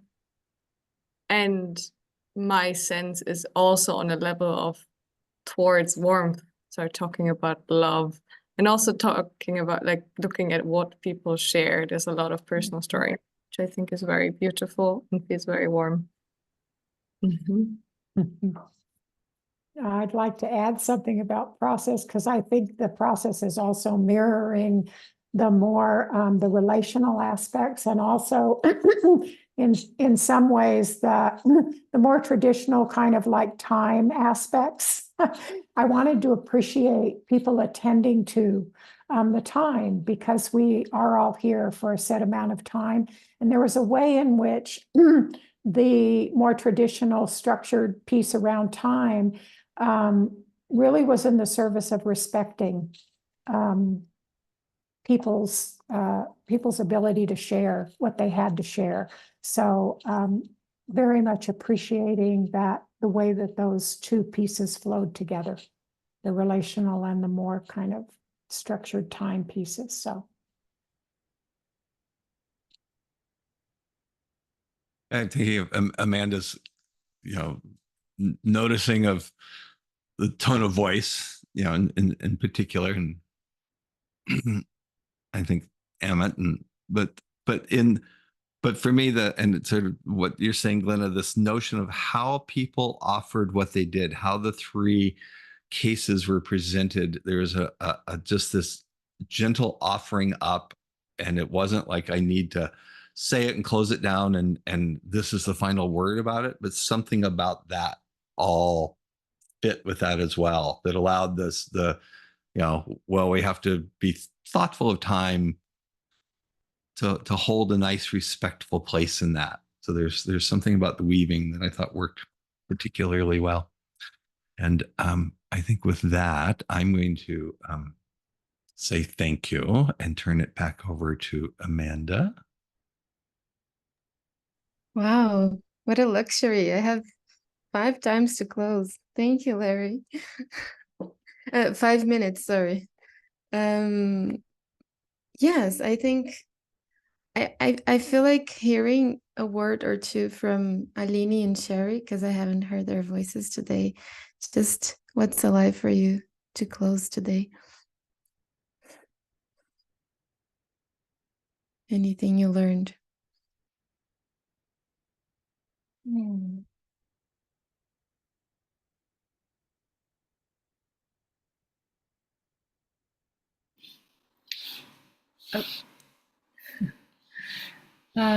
I am coming in today being pretty tired, so I think I'm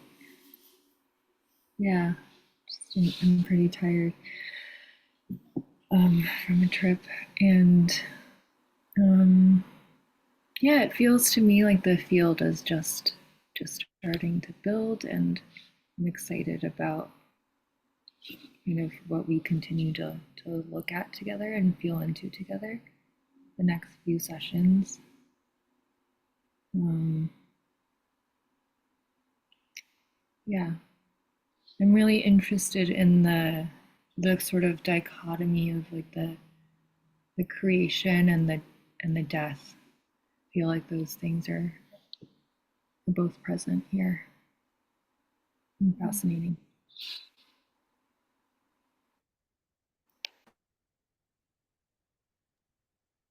Well, I'm leaving this session very inspired.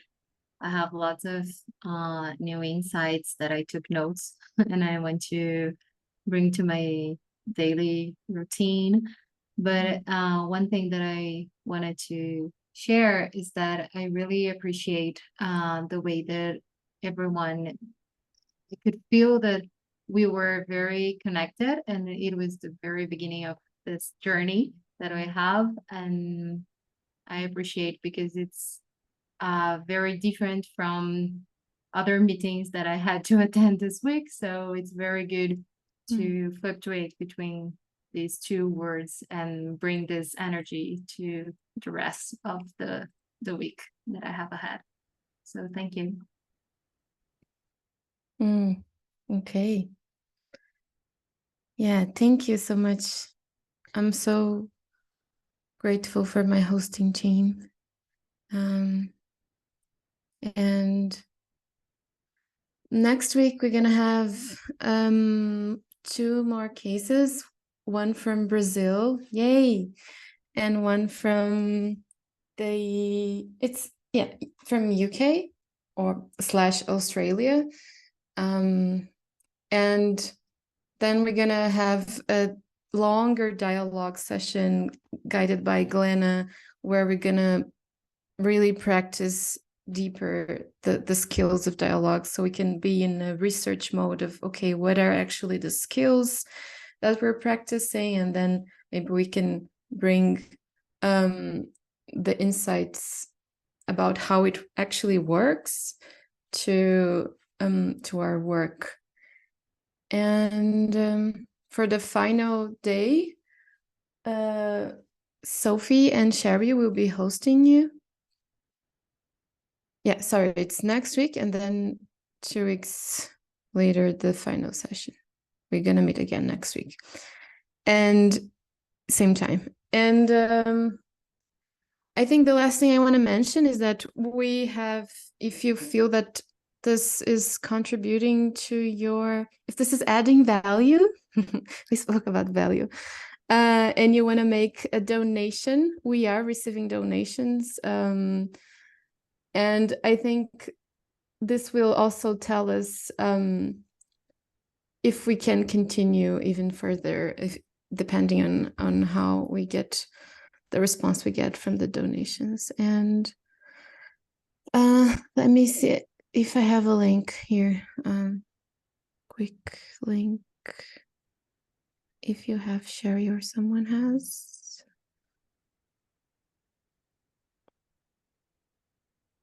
Thank you. Yeah.